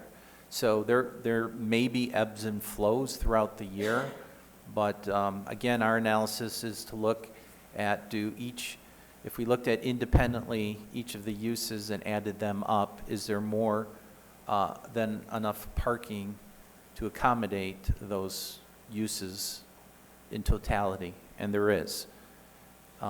We don't, what we're trying to do is reduce impervious surface. So normally we would try to look at reduction of the pavement area, but we're bounded by this existing agreement. And, you could, if we planned for that Black Friday of every month or every year, you would have 364 days of all this excessive parking and then one day where, it's busy. So we just try to take the approach of what is the required use for each individual site. Since they're bound together, we add them all up, and they have 13 additional spaces between the 3 uses in case there's an increase in any one particular use. And as look at the market hours and uses may increase on the weekends, whereas the office use is decreased on the weekends. We take that into consideration as well. But in this particular case, they have more than enough parking to satisfy the needs of each individual use combined. And the reason I ask is, was there any thought or was there any discussion throughout the process with the Planning Commission to take the back row of the parking lot next to the 6-foot concrete wall and add greenery as an additional buffer? We discussed that in the department, but again, we're bounded by this parking agreement. We can't take away from the number of spaces that have been granted to these 3 uses. Even though, based on the use analysis, there's still extra? Because there's an existing recorded easement and there's an existing ZBA case that dictates the number of parking spaces here. Okay. And then to the petitioner, have you already purchased this property or is it under contract? I already purchased it. Okay. And just like my colleagues, a lot of the questions that they've asked I've had as well. I hear both sides from the concerns from the neighborhood, the concerns from the neighborhood, the ideas from the business, that it does fit in with the current land use. I too have had children in gymnastics and have had to driven to Troy and Northville, Novi, because there was nothing in Southfield. At the same time, I do understand the concerns of the neighbors. So I have listened to all the comments. I've heard everything from my colleagues, from our city attorney, from the planner. Are there any other questions from our council to either the planner or the petitioner? Okay. The city planner has a recommendation. Yeah. One other thing before I read the recommendation is, if you look at the intent of the OS Service District, it is to act as a transitional use between more intensive uses of land, such as major thoroughfares and commercial districts, and less intensive use of land, such as single-family residential. So again, the personal service, the proposed use, meets the intent of the ordinance and is a principal use. With that, our recommended resolution is that PSP 22-0012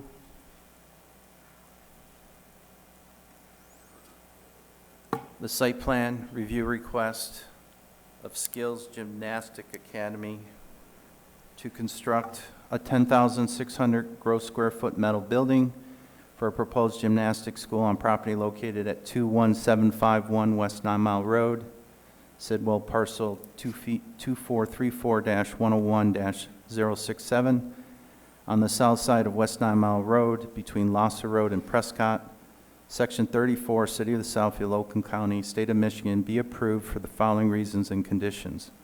Number 1, the site shall be developed in accordance with sheet AS 102, dated 1/5/23 by Development Architecture.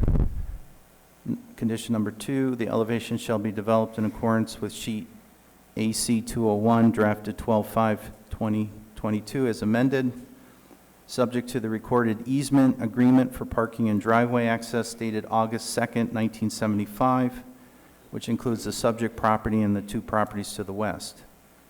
The petitioner is to construct their portion of the 8-foot wide shared use pathway along West 9 Mile Road according to our master plan. Landscaping and irrigation shall be installed in accordance with attached plans and with city standards per sheet AS 104. The petitioner is to provide a sprinkler system for all landscape areas to encourage preservation of plant materials. The petitioner is to execute a perpetual maintenance agreement for the landscape and parking areas both on the site and in the right-of-way, which includes maintenance of the stormwater detention system. The petitioner is to implement the recommendations made by the Southfield Police Department's Crime Prevention Bureau regarding site security. Approval of this site plan and/or building elevations represented herein does not constitute nor guarantee approval for signage. Separate approval and sign permits must be obtained from the building department for any proposed signs, and that includes the graphics that are proposed on the building. Exterior lighting will be shielded to prevent spillage of glare onto adjacent properties and shall be in accordance with the attached photometric plan, sheet ES 101, and bike racks shall be installed in accordance with Article 4, Section 5.29, subsection 12.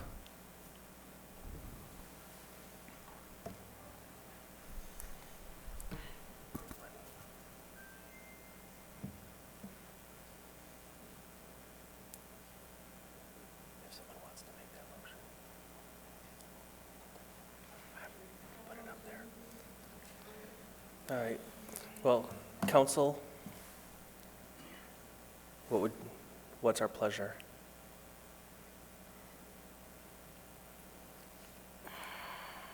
Do we feel we need additional time?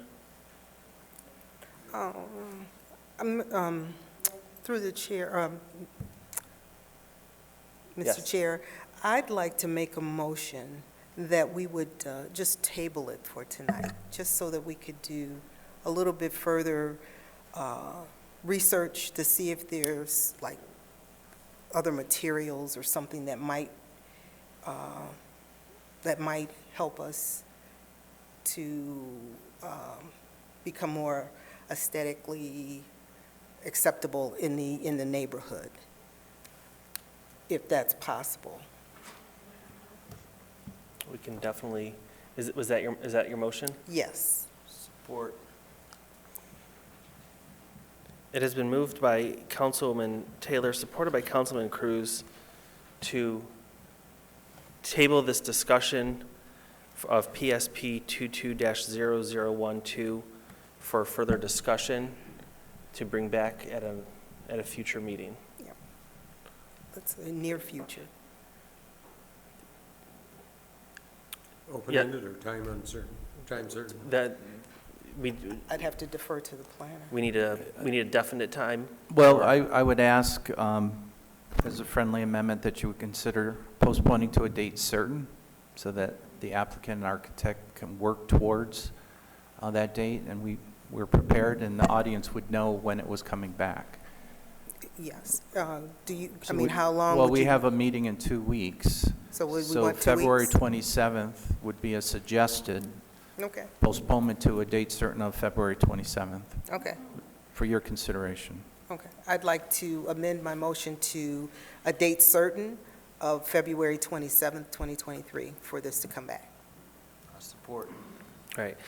So the motion we currently have, the motion was made by Councilwoman Taylor, supported by Councilman Cruz, to postpone the discussion and action regarding the proposed Skills Gymnastics Center PSP 22-0012 to a date certain of February 27th. All those in favor? Aye. Any opposed? Motion carries. So we will have our city planner work with the petitioner to come back in 2 weeks with maybe something that is more, we'll have the city planner work with you. I don't want to say anything up here and be held accountable.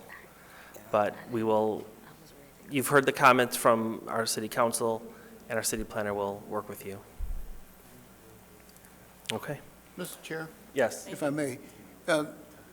Mr. Crowe, with respect to, I'm not sure whether this is part of the planning process, but personally, I would like to see something that tells us from a business plan standpoint, your viability and what your plans are, not necessarily getting into proprietary information, but any business that I have been associated with, they had a plan, how they plan to be viable down the road.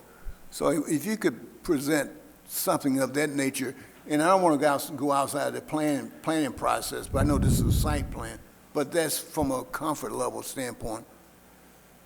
I would also ask the city attorney if that's something that, I mean, if she has a business plan, I don't know if she wants to share it with the public, because it would become public record.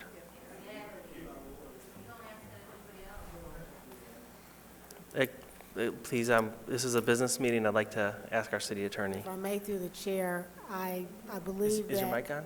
Yes, can you hear me? So, in terms of becoming a public record, she has a right to privacy, but if she provides information that is verbal, which she's done tonight, I do believe we, again, as I stated, have to stick to the black letter of the law, the Michigan Zoning Enabling Act, and then our own zoning ordinance and the requirements. So I would say tread carefully when you ask someone to present information that's private, because now it becomes public record. If it becomes public record and that there's a Freedom of Information Act request.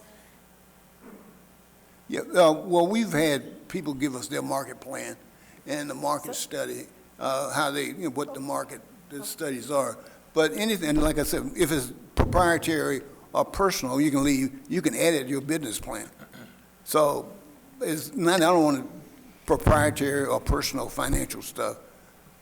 Just what you build, how you plan to build this business, and why you plan to break even in 5 years, and how you plan to and when I worked for the bank, you had to come in with a business plan to make a loan, get a loan. So I know you're self-surviving, but just from a business standpoint, I would like to see some type of what your plan is to survive in this business and what steps you're being taken. If it's out of line, Mr. Planner, you can take it off the table. Yeah, again, through the chair, that is not a requirement, a site plan. We have not asked that of anyone else. There are certain circumstances when there's housing and residential where we can request a marketing study, but in this particular case, providing a business plan is not part of the site plan requirements. In any event, we will have a follow-up meeting with the applicant and the architect to talk about the issues that were raised tonight, and we will come back and be prepared to discuss those 2 weeks from tonight. Okay, thank you very much. Thank you.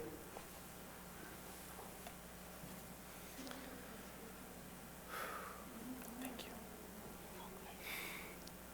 All right, next we have PZTA 22-0005, a presentation, discussion, and action regarding a zoning text amendment.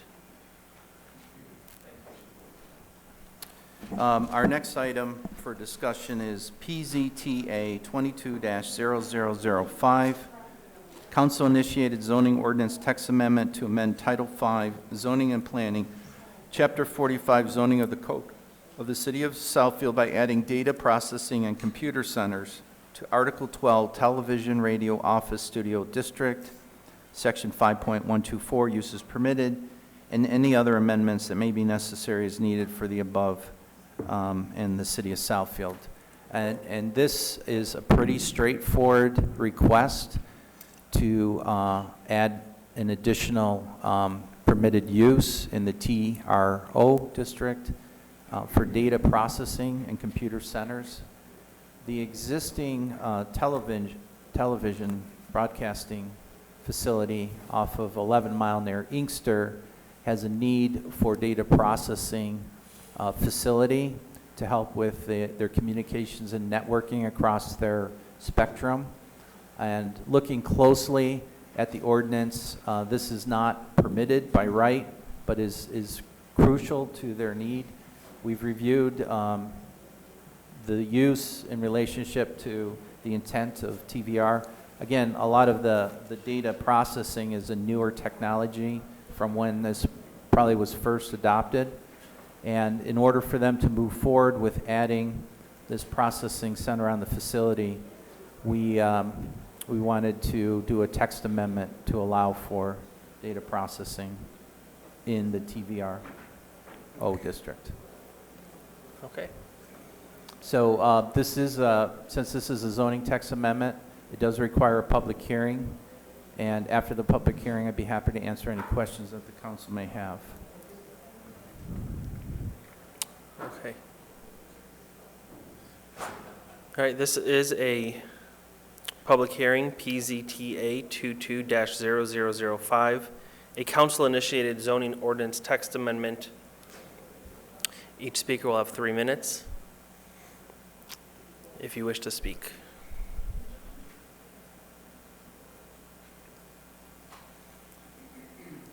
For a public hearing, we do need a name and address for the record. Yeah, I understand you. Thank you, Mr. President. Is this for PZTA 22-005? Yes. Okay.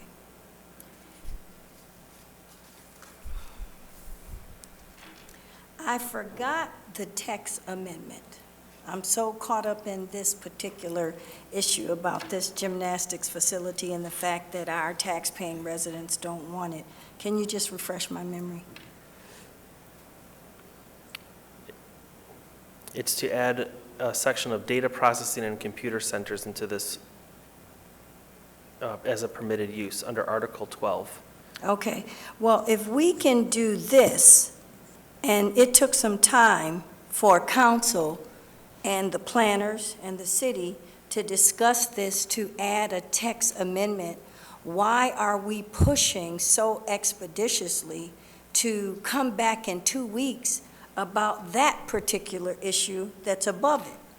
I think that you should put some kind of text amendment in place like you're doing for the data processing and computer centers before you make this decision in 2 weeks.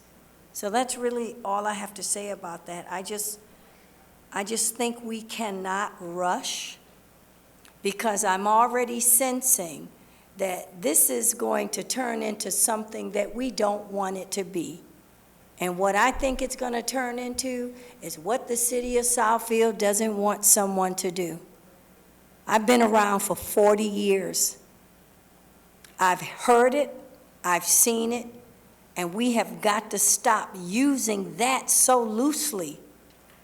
And I think you guys know what I'm talking about. I don't even want to say it, but, you know, put a text amendment in place about this other issue.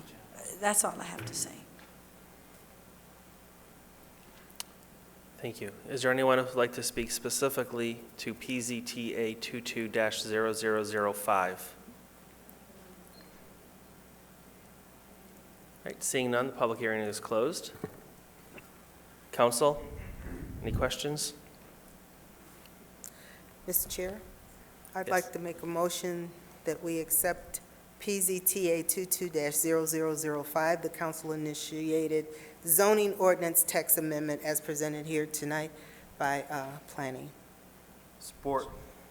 It has been moved by Councilman Taylor, supported by Councilman Cruz, to approve PZTA 22-0005, the council-initiated zoning ordinance text amendment as presented. All those in favor? Aye. Any opposed? Motion carries. Through the chair, if you would entertain to introduce ordinance number 1765 at this time. Mr. Chair? Yes. I make a motion that we introduce ordinance number 1765. Support.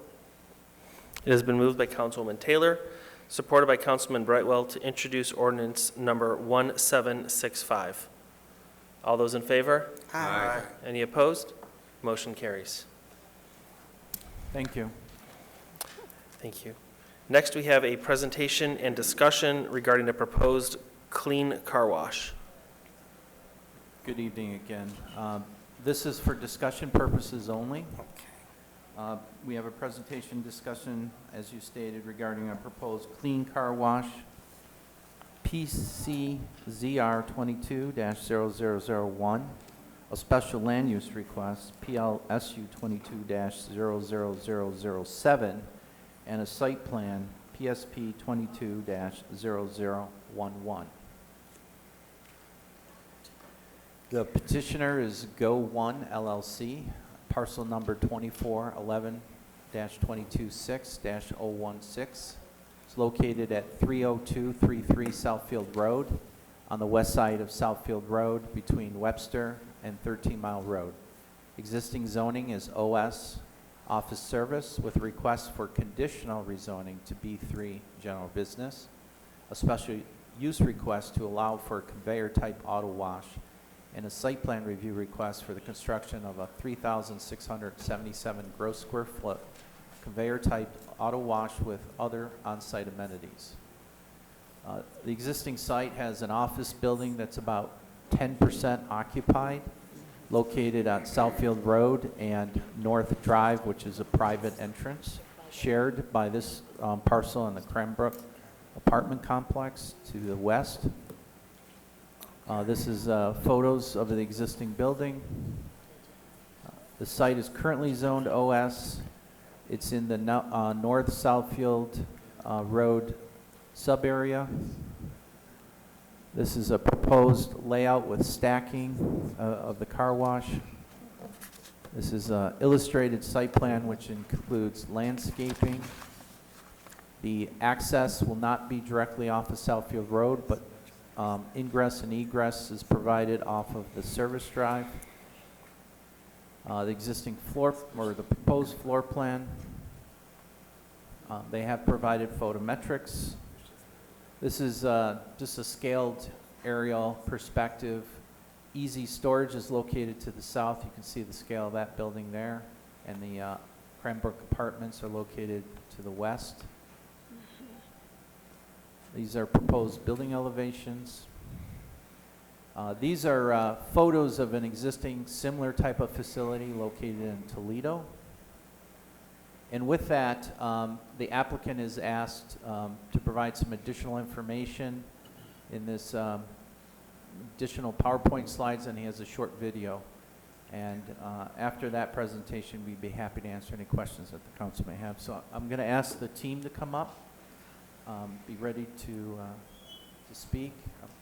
I'll turn this over to you. Mr. Spence will help with the video. Okay, thank you. Thank you very much. Good evening. My name is Rob LaBelle. I'm an attorney for Go One LLC. With me, my address is 380 North Woodward Avenue in Birmingham, Michigan. With me are Dennis Miller of Clean Express Car Wash and Reed Lanigan of our engineering firm, and the ones who also did the traffic report, the study that your city engineers have also reviewed and approved. What we're seeking tonight, what we're seeking to explain to you tonight, is the conditional rezoning, the special land use permit, and site plan approvals that we would like following our unanimous recommendation from the Planning Commission of approval for the special land use and the site plan. What I'd like to do is start with the description of the company. As we understand it, it's important to the city of Southfield they understand who we are and our track record of success with regard to operating car washes. So what I first would note is this is Clean Express Car Wash. It's part of an experienced, well-run and well-funded company that successfully operates 80 car washes, eco-friendly car washes in 4 states: Ohio, Indiana, Virginia, and Pennsylvania. We now have a very short video that concisely describes our company's background, gives you a little detail to who we are, where we're coming from. If you could, I'm a little technologically challenged, so if you can help me out here, that would help.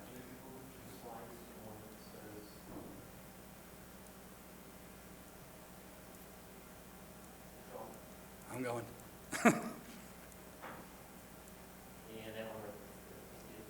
There we go. Thank you, sir.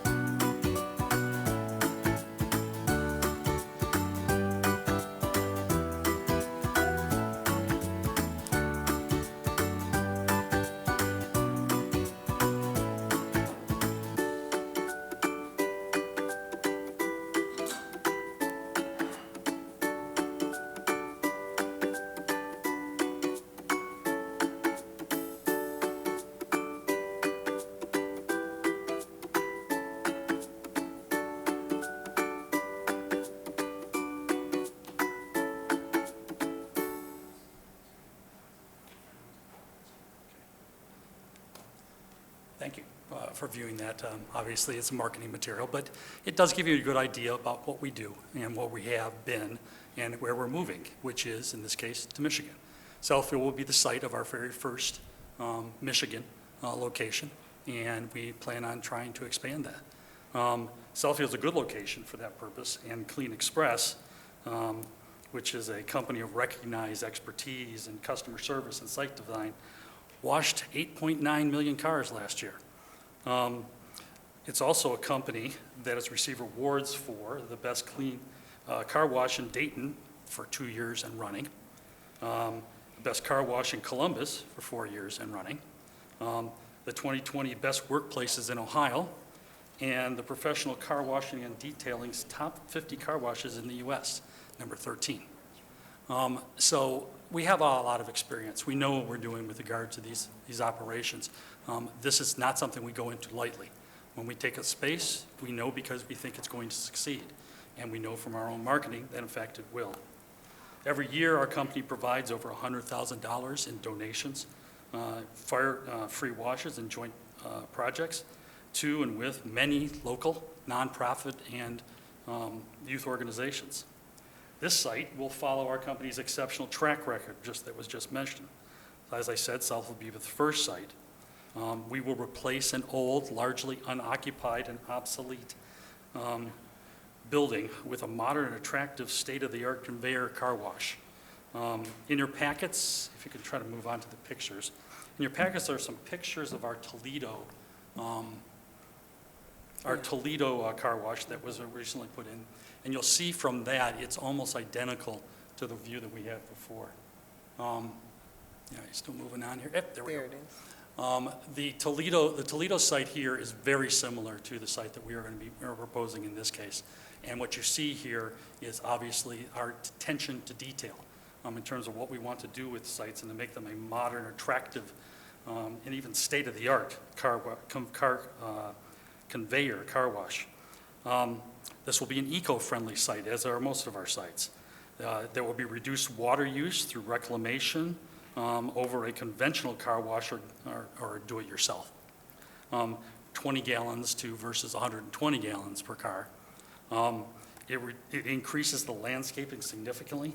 There's over 11,868 square feet of additional landscaping over what's required from the ordinance that we're placing onto the site, including landscaping buffers from the adjacent sites and residential that are in the area, even adding and replacing what would have been an unattractive brick or mason wall with a landscape buffer, per the request for the planning department.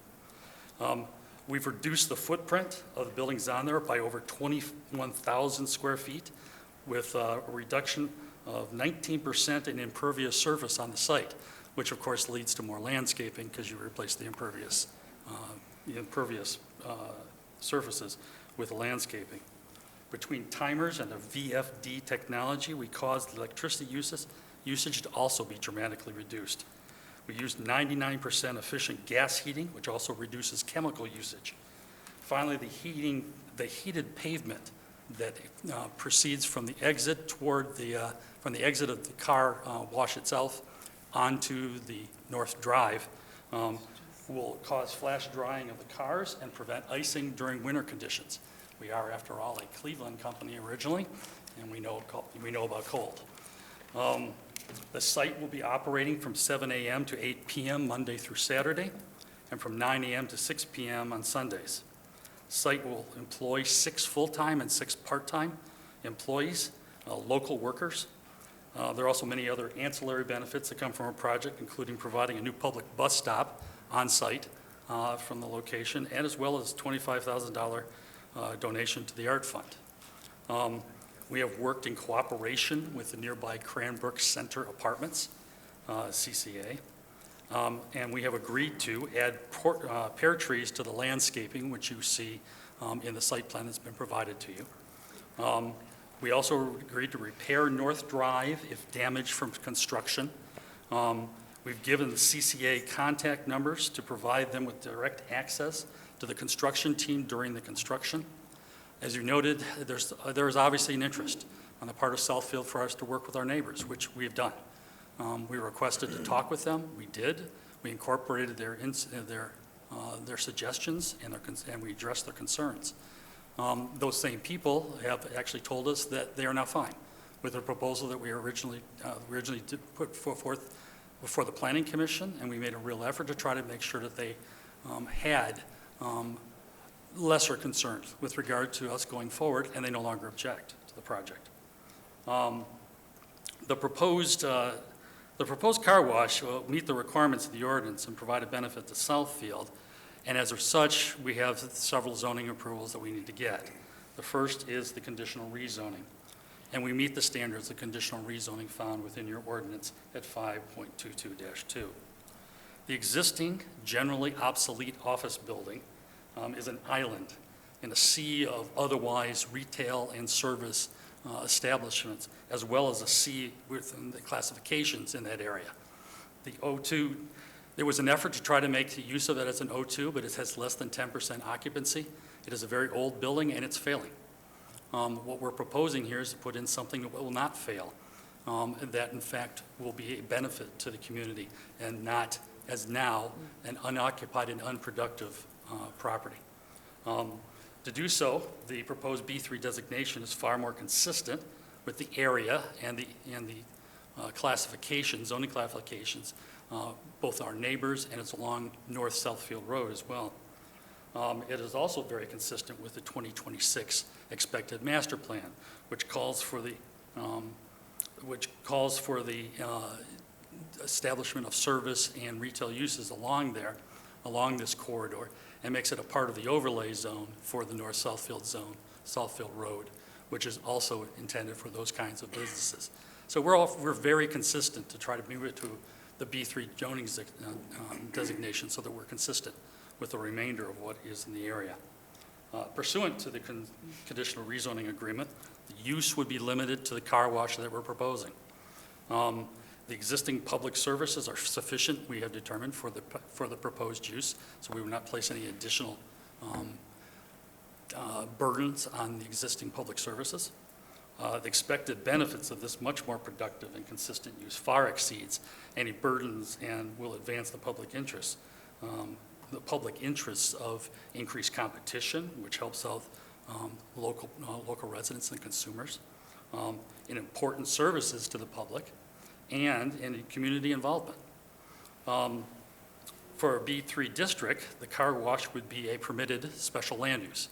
So we're also requesting the special land use as a result. And we meet those standards that are found in 5.1691. We are in harmony with the character of the neighborhood and the nearby zoning classifications and uses.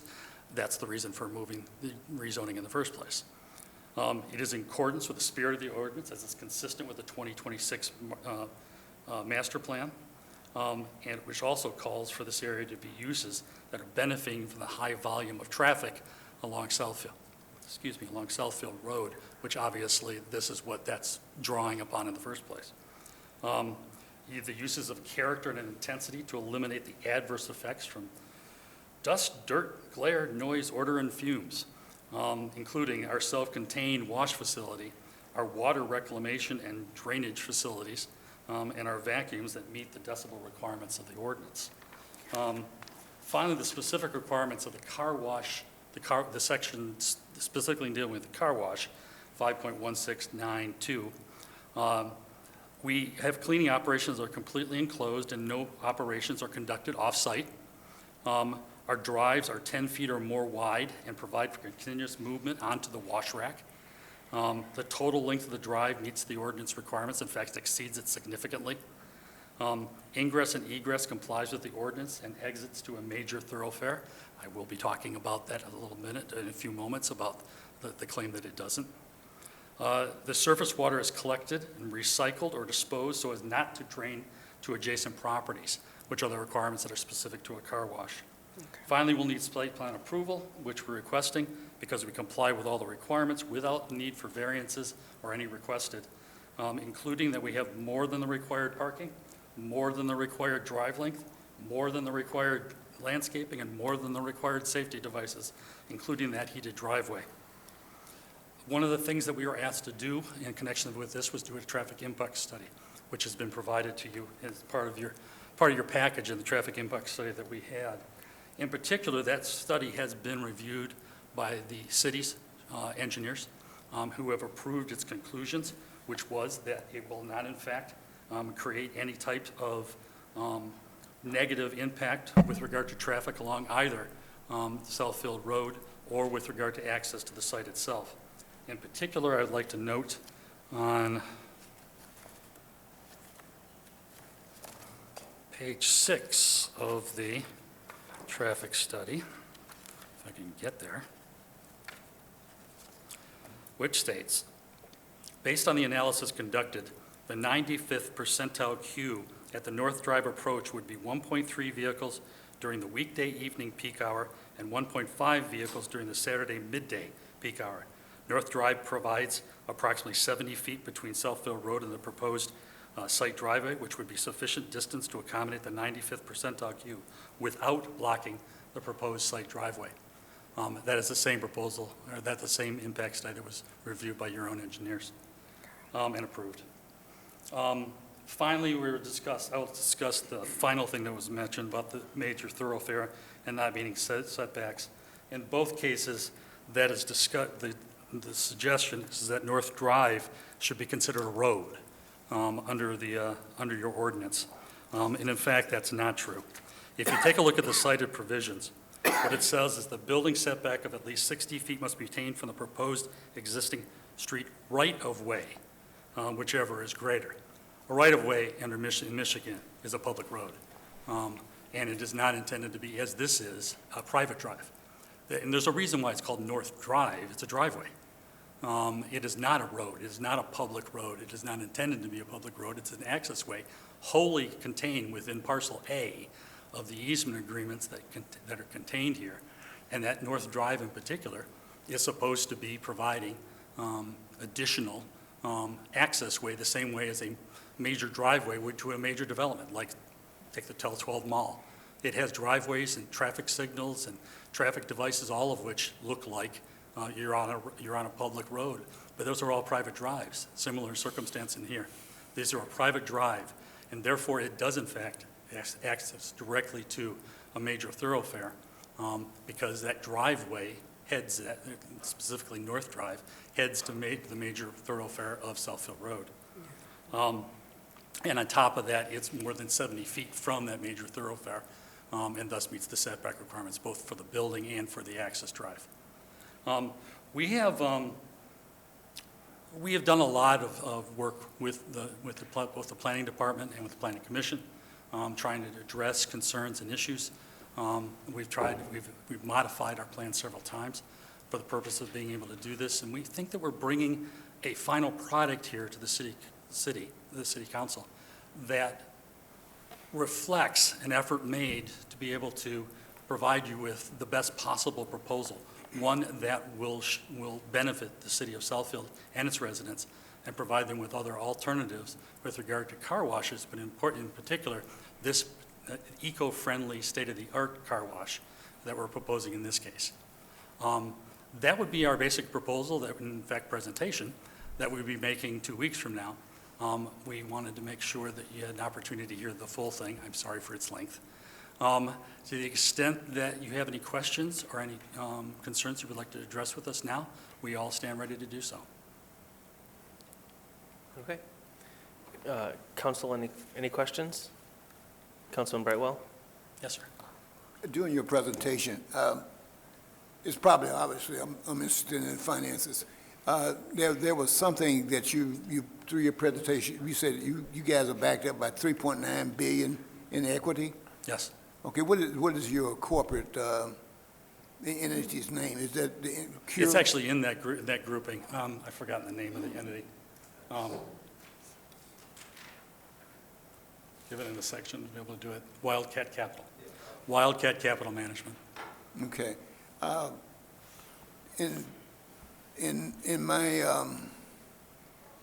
my reading, I know car washes now become fairly popular, and it indicated that the business model had changed because now you have prescription, whatever. Yes, Subscription. subscription. Yes. And that changed the model for the whole industry, and it made you a target for the, hedge funds and all the other individuals that invest in those type businesses. Sure. So, is that your model as far as subscription? How much do you depend on subscription? In a typical shop that you might have. Well, in terms of our shops, and you can answer if you've got some more information, but basically, our typical shops will provide both the individual wash and other types of subscriptions, even weekly or monthly. So from the standpoint of being able to do that, that is obviously a very significant aspect of our profitability because you can add that to it. But because of the competition that's in the industry, you'll see that our pricing structure is very competitive with regard to other area car washes. In fact, maybe underpricing them. So it is a significant element of our overall business model, and obviously it does attract capital to be invested in us. But we've shown that with 80-some stores now across the 5 states, now hopefully 5 states,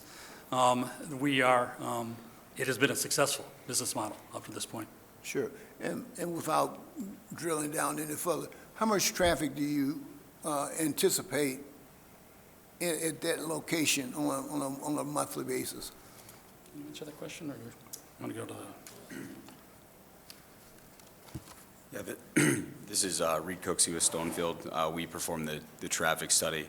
So typical peak numbers for a site like this during weekday is going to be 78 cars during a peak hour during the weekday, and then obviously Saturdays seem to be busier, and we can see up to 112 cars. That's all in the study.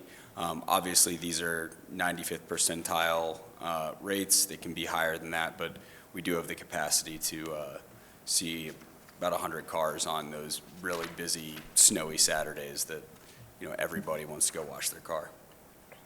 And just one other thing, just to follow up a little bit. So how long will it take typically for a car to hit your door and to be going out the door? So typically, from once they get in the queue to get through the wash, it's under 3 minutes an average. But the actual tunnel itself speeds can be adjusted for those high volumes to get cars through there quicker. Typically, we're seeing about 60 seconds to get through the wash, but that can be expedited or slowed down depending on kind of the day and volume we have. Okay, that kind of an industry average or Yeah, those are industry averages and kind of the capacity that the efficient equipment inside can handle. Okay, all right, thank you. Right, Councilman Taylor? Yes, I was happy to hear you talk about the drainage, because in that area, the residents complained before about a retention pond where mosquitoes and stuff. So could you go over that part a little bit more for me, just what your drainage and all that is? I heard it, but I just like to have it reinforced. And if you have a retention pond, I didn't hear you say anything about that. There is not a retention pond. Yay, that's a plus, that's a plus. Go ahead, if you have more detail than I do. Please. Yeah, again, I can explain this as we did the site design as well. Okay. So all existing stormwater infrastructure on site will be removed and replaced with new infrastructure. The idea here is we will collect it via catch basin to an underground system that will then discharge to Southfield Road. There's no above ground ponding or anything like that is to be proposed here. And you should also note it's not completely discharged to Southfield Road. It's actually reclaimed. A great deal of it is reclaimed and reused and recycled. I heard that part. That's a good proportion of how we save so much water. Okay. And our video show talked about billions of gallons per year. That's over our entire sites, but that's how it does that because of the reclamation, among other things. Okay, and if everything goes perfectly for you, when are you looking at having this up and running, open? Sometime this summer, depending on full engineering and everything, per wish of the city, as soon as we can. And I'm looking at a lot of different spots in Metro Detroit, so I'm not sure this will be the first one or not. We'll see. Hopefully it is, but there'll be a bunch of them working on at the same time. So we're coming to the market with 6 to 10 washes. Oh, okay.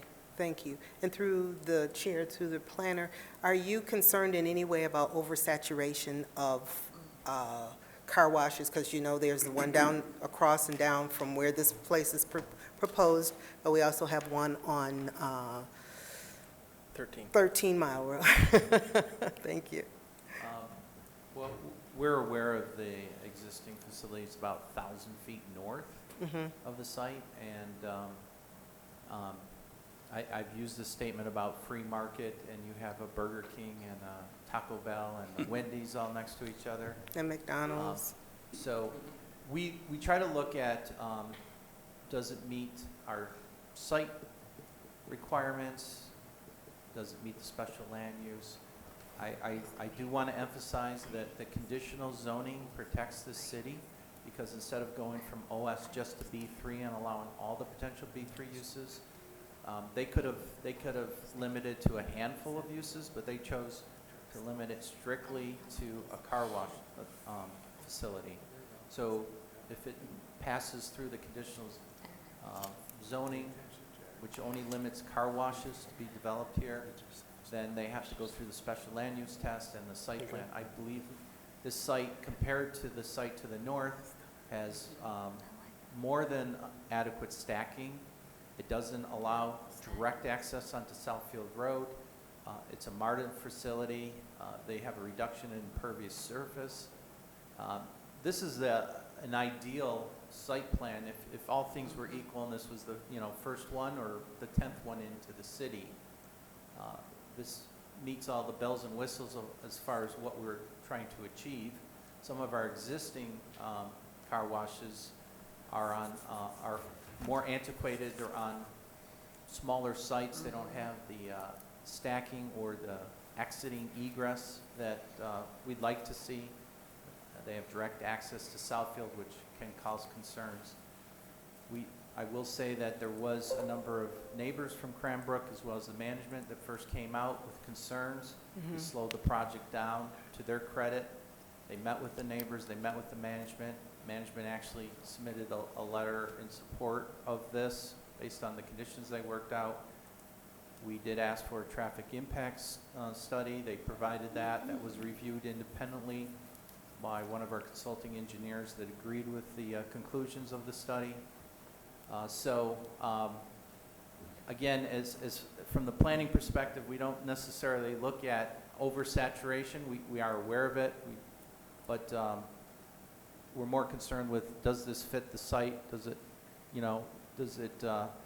mitigate any of the potential negative impacts on adjoining properties, especially the residential? And I would say they meet all those. Okay. Well, as a council person, I do have to address the oversaturation, so that's why I'm asking. If you'd like to, I can address that as well. Sure. Thank you. The reason that I'm saying this is because we have a site selection process. Obviously, we're a large company. We try to figure out what's going to work. And so we have a model that we put these all through, and this scored very high, this particular site. The area within 3 miles of this site has a population over 103,000 persons, with a median income of over $88,000. The result of which is that it is more than adequate, according to our models, to support multiple car washes and still be successful. We believe that our model is the more successful one and will do better, but nonetheless, it is definitely something that will be capable, the area is capable of supporting multiple car washes. Well, thank you for that. And I like everything I see and hear, but that's today. I'm just looking and bringing this to the forefront of our planner in case we get 200 more. I believe which would be great, but, I believe one of the things that was mentioned by the planner was the fact that the conditional rezoning agreement that we propose as a single use that was referenced, if that use ceases, there's an immediate reverting back to its original OS designation. And as a result, we could not just simply move on to the newest and greatest use that's there or try to sell it to someone that's related to it. We basically are talking about a rezoning for this use. We are that confident of the ability of this thing to survive. Yep, that's because we got a smart planner. I have another question, though. I don't know how much garbage or trash you collect, but people clean out their cars and things like that. Where or how is the garbage pickup scheduling, and I didn't see any dumpsters. It's usually in the back somewhere, but I didn't see that on here when I looked. Yeah, why don't you do that? Yeah, so there is a single trash enclosure at the rear of the vacuums.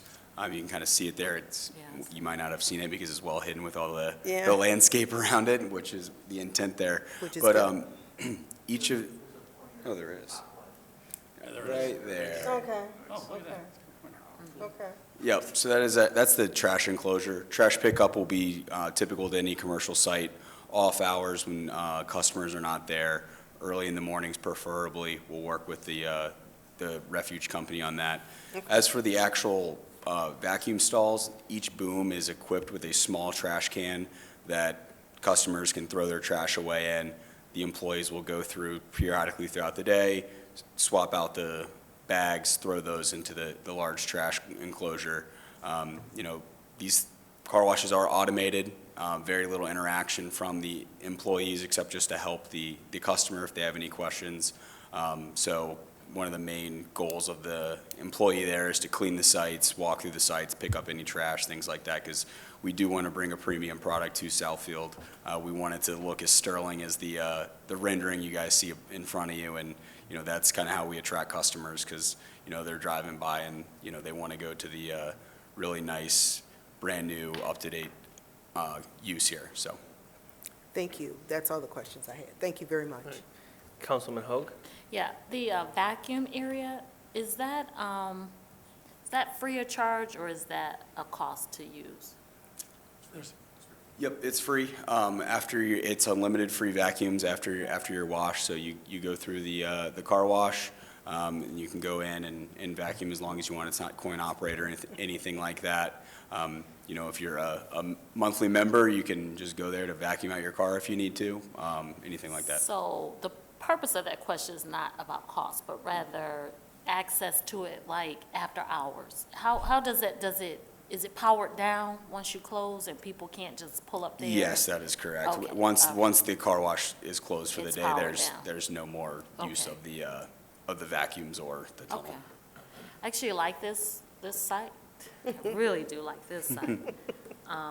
Appreciate it. Yeah, and I like that there was a lot of room for exiting, and so you don't have that stacking problem as you do like the one that's at 10 Mile and Evergreen. Yeah. That one is a horrible spot for it because these businesses are popular. And so, other than with me, I don't wash cars often, but maybe I will now. But I do like this plan. I like the site, and I like just your intervention, I would say, or it's very modern, and I've heard a lot of good things about it. So I'm looking forward to it. Thank you, Mr. President. Councilman Frazier? Is this a touchless car wash or? Yeah, Yes. fully automated on a conveyor, yes. Yep. Pardon me? Yes, touchless car wash. There's no hand drying or anything like that. Okay. All right. Thank you. I had a couple questions that were to follow up on. You mentioned that you're going to be planting pear trees at the end of the property. Why pear trees? Because the apartment building wanted pear trees. I can't give you a better answer than that. That's what they wanted, so we did. They brought it up, and we said, okay. Okay. I just thought it was Someone's an looking odd to choice, harvest but pears. I don't know. that's fine. And is there going to be additional shrubbery or greenery facing North Drive? I see that there's going to be, some, besides for the grass, there's a couple trees, but is there going to be additional shrubbery? So there is some shrubbery adjacent to the pay stations, which would be kind of shielding any sort of headlights, anything like that. As for the kind of southwest corner, that will just be grasses and things like that, but which is far away from Southfield Road. But what you see it presented on the plans is kind of the shrubbery that we're going forward with. Okay. And then to the planner, on Southfield Road, we have this new design standard with, besides for the sidewalks, the the brick piers with the wrought iron fence, is that going in? Well, they've provided the required 30-inch evergreen screen continuously, and where we've incorporated the fencing with the brick piers, in certain circumstances, that's because there wasn't enough area for the full planting, or it was a retrofit from existing berms and so forth. So we always, that is an option in our ordinance, either to provide live screening, ornamental fencing, or a combination thereof. And that's something we can explore with them, but they do meet and exceed our landscape screening requirements. Okay. And to answer your question, we actually are providing a combination. We see that we have the shrubbery along the road there, and then we do have the brick pier with vinyl fencing to match the adjacent properties to kind of keep that continuous along the right-of-way there. So the front facade there along Southfield will match the adjacent properties as well, aesthetically be enhanced with the shrubs we are planting. Okay. If I could, I just want to get clarification, because we're talking about the front.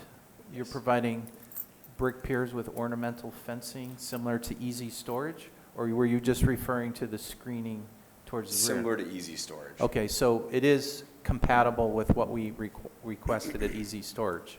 Okay. When you said vinyl fencing, that threw me off. And that's why on the plan that we're looking at, it does say vinyl fencing, which is why I asked that question. We'll make sure we get that clarified before we come back. I think we have a note in the details to match adjacent property, but we'll get that clarified. Okay. And you mentioned that the vacuums are after someone pays for the wash. That's correct. Looking at this plan, it looks as if you can actually drive straight into the vacuum area. You can. It's typically the customer is going through the wash first. You could theoretically just take a left and get in there, but we don't really see too many people kind of just going there for a free vacuum. So after they go through the wash, they would make a U-turn essentially within the property. Yes. Go to the vacuum and then exit the way they came in. Actually, the far end, they wouldn't be going through. You see there's 2 exit ways onto North Drive. You can go either or, whichever vacuum you. And that's a exit only. Yes. So you can theoretically, yes, you could back out, go right back the entrance you came in. There's also the emergency egress towards the rear of the site, which is exit only, which will be maintained to not be blocked by stacking cars or anything like that. Based on the volume and part of the traffic study, we provide significantly more stacking than is required by the ordinance. We're only required 30 spaces. We're well over 60, and that's before we get to the end where it kind of tapers down and the two-way traffic to and from the vacuums and exit of the tunnel.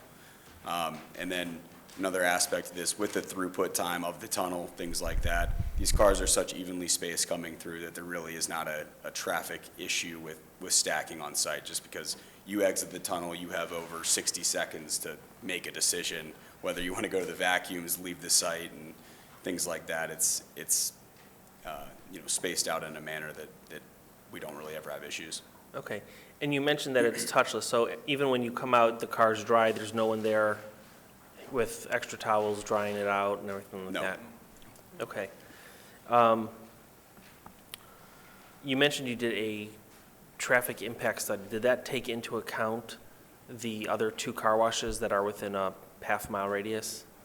It took into account the traffic study, you can talk this more than I can, but the basic answer is yes. It took into account existing traffic patterns along Southfield Road and what this was going to be adding to that. So the existing traffic pattern would account for the existing car washes. Yeah, so just to kind of expound on that a little bit. So the point of the traffic study is to focus on the direct impact we have to the public right-of-way that we front, as well as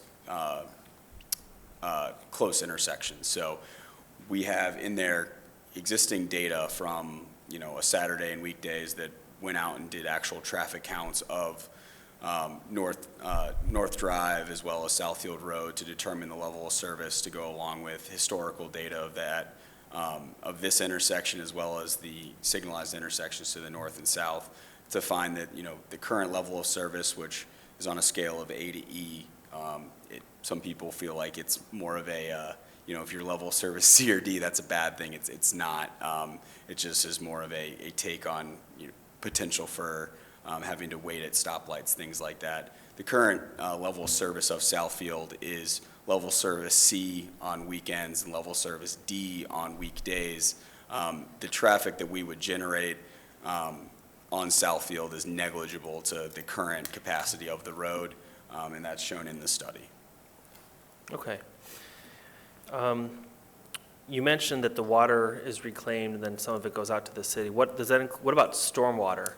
So I'll clarify this a little bit. So the reclaimed water is the domestic water coming in. So physically, you have the water system coming in. There's tanks that are involved that keep some of that and clean it on site. So 70 to 80% of the water used in the car wash is reclaimed. So for each wash, we're only actually using about 20% new water, and that greatly reduces the water demand compared to more antiquated car washes. As for the stormwater, and that's what I was trying to address with Ms. Taylor, was the stormwater on site, everything, the existing catch basins, drainage system is all going to be removed and replaced with new catch basins as well as a new underground detention system. So there will not be any standing ponding water. That will be retained to the satisfaction of the engineering department standards and then released at a slower rate into Southfield Road. You won't be reusing the storm? We cannot reuse the stormwater, no. That's not it's not potable water to use for cars. So then what happens with the waste product? You're using chemicals. It goes into the sanitary sewer system, but the chemicals being used are all biodegradable. They're kitchen grade. It's not a chemical that it meets all EPA standards for discharge into a sanitary system. So there's no issue of like hazardous waste or anything like that? It's frankly, all chemicals you could go and find in your kitchen. It's those types of biodegradable soaps and things like that. Okay. Sounds good. If I could, I don't know if you mentioned or maybe I misheard, but they do have heated concrete on the exiting, so that helps reduce freeze during the winter. Maybe you can address that if you hadn't already. Yeah, absolutely. So, one of the aspects that, while the car wash obviously has high efficiency dryers, we don't see a lot of drip off the cars, but some of the questions we typically get from municipalities are, what happens at the exit of the tunnel if these cold temperatures and it freezes? One of the ways to mitigate that for the minor drips that might come off the car is the heated concrete at the exit of the tunnel. Therefore, anytime the car comes out before it gets onto the road or it goes back into the parking lot, it has an area where it can drip and not be impacted by any sort of black ice at the exit of the tunnel. That's right here, right along there. That's the heated drive you're talking about here, about 40 feet of it. Can we heat the whole city? No snow? Well, what about any byproduct from the cars going through, oil or grease that drips down? Does that? That's part of the tank system we have. So it's going through the tunnel, it's getting washed. There's an oil separator, there's a grit separator, there's the reclamation tank. So all of these tanks are external to the car wash. They go through routine maintenance and cleaning to kind of get out that sludge and deposit it. But we use those tanks, and this is where it kind of circles back to the reclamation system. These systems are highly efficient. It greatly reduces the utility costs for these sites and demand of these sites, and that's why modernized car washes, modernized things like that are becoming more and more popular because of the kind of infrastructure costs. Up front, you kind of have to pay for the nicer system, but on the back end, you get these high efficiency systems, and they take care of all the grit, all the oils, things like that get washed off the cars. So when it's coming out of the wash, it's perfectly dry. The minor drips are just pure water dripping off, and, you know, that will be collected on site, go to the storm system, things like that. Welcome to 21st century car wash. All right, thank you. Councilman Brightwell? This is just a human interest question. What is your typical water bill? I guess it would depend on the municipality. Well, I can gallon- tell you that the typical demand per day is around 6,000 to 7,000 gallons of water, which is on par with most commercial restaurants, things like that. So, Commercial restaurant? like a commercial restaurant, you know, uses about that much water Wow, a day. I'm Just like I said, more antiquated car washes, they're around 30,000 gallons per day, where, you know, with the reclamation system, you know, we're using 70% of our water, so it greatly reduces our demand. Okay, well, it was a human interest question. Yeah, no, I don't know the price per gallon and Okay. things like that. I got you. All right, Councilman Frazier? Yeah. You reclaim the water and you reuse it. Is that to wash more cars or? Wash more cars, yep. You filter it out, so you, Yep, there's a multiple tanks that have different bevels and things like that to separate the oil, the grit, the different soaps out of it, and that goes into a storage system and right back into the car wash, and it's clean water and able to be reused for washing purposes. okay, now, periodically, do you have to have the catch basin, if you will, cleaned out? Yep. There's a service that will come and clean these systems out. It's not that frequent. You know, it's more on the manager to monitor these things, and, you know, the people that come and actually do deliveries will take a check to see how things are going. But yeah, they are cleaned out and disposed of properly, you know, to, like any sort of grease trap or anything like that for a fast food restaurant.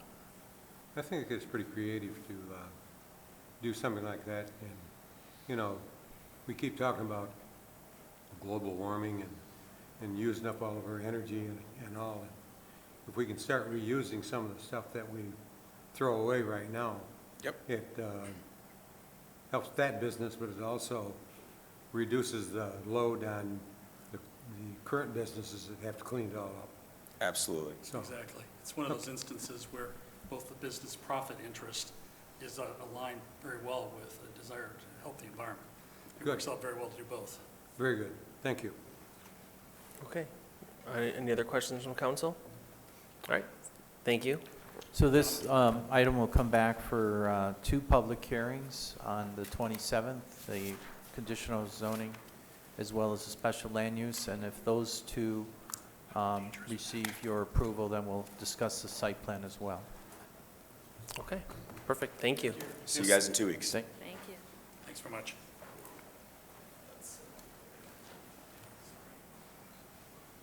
All right. Next, we have an authorization to purchase one Stupfin aerial platform tower truck.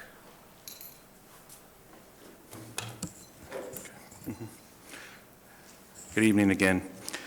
So, Fire Department seeking authorization to purchase one Sutphen aerial platform tower truck. The National Fire Protection Agencies recommend that a aerial device be in service frontline for 20 years, 5 years as a spare. Our lone platform aerial is a 2002, 21 years old. It's currently being refurbished. It should be back early March, is what I'm predicting. But also, with the number of high-rise buildings that we have and what we project are going to be the future high-rise buildings in our city, we've identified a need for a second aerial. Also, ISO has recommended that we have a second aerial. This aerial will be in service for the next 2 decades. So we're seeking authorization, as I stated, to buy one Sutphen aerial platform tower. The current build time for this truck is 28 to 30 months after a signed purchase agreement. The truck has a 1-year comprehensive warranty, a 5-year powertrain warranty, a 30-year structure and corrosion warranty, a lifetime warranty on the frame, and a 10-year warranty on the integrity, the paint, the cab, and the plumbing. The total estimated fiscal impact of this is $1,769,478. Funds will be provided by the Fire Department Equipment Revolving Fund. We're seeking to purchase this through Sudfin out of Dublin, Ohio, with a total price of, like I said again, $1,769,478. This is being made without a competitive bid by contracting with Sourcewell Purchasing Consortium. So we're seeking authorization to buy this platform tower truck. Mr. President, Yes. I move that we authorize the fire department to purchase one Stuffin aerial platform tower truck from Stuffin of Dublin, Ohio, for the total cost of $1.7 million, and I so move. Support.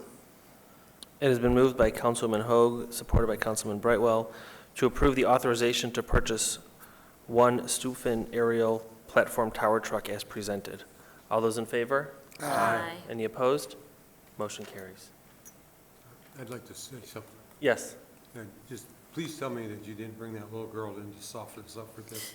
No, I didn't. I mean, it was a coincidence. I mean, unfortunately, we're going to be losing that little girl as a resident of Southfield, so she's moving. So I wanted to make sure that we honor her before she moves. She's actually moving to New York.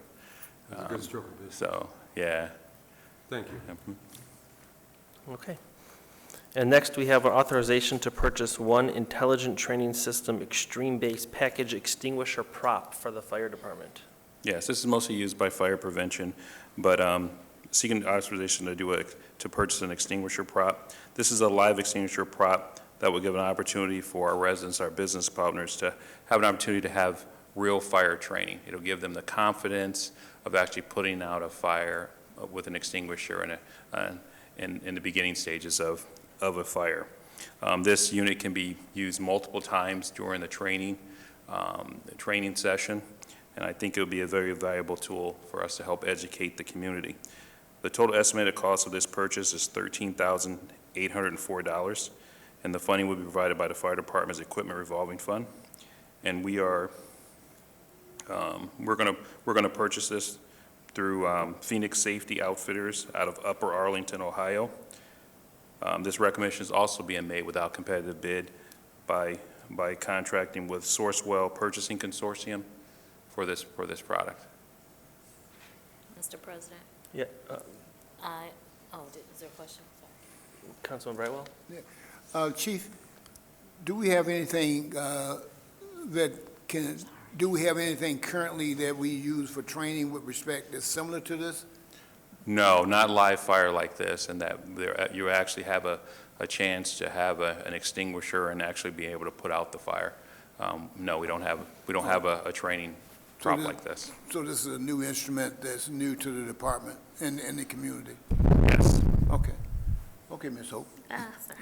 Sorry. Hold on. Councilman Frazier? Yes. Now, does this use actual chemicals? What I'm driving at is there replacement chemicals that you have to continue to buy for this as people come in and take the class and use it? Yeah, we have to, propane. We'll have to replace the propane to use it, but yeah. Just propane? Yes. Okay. No other agent.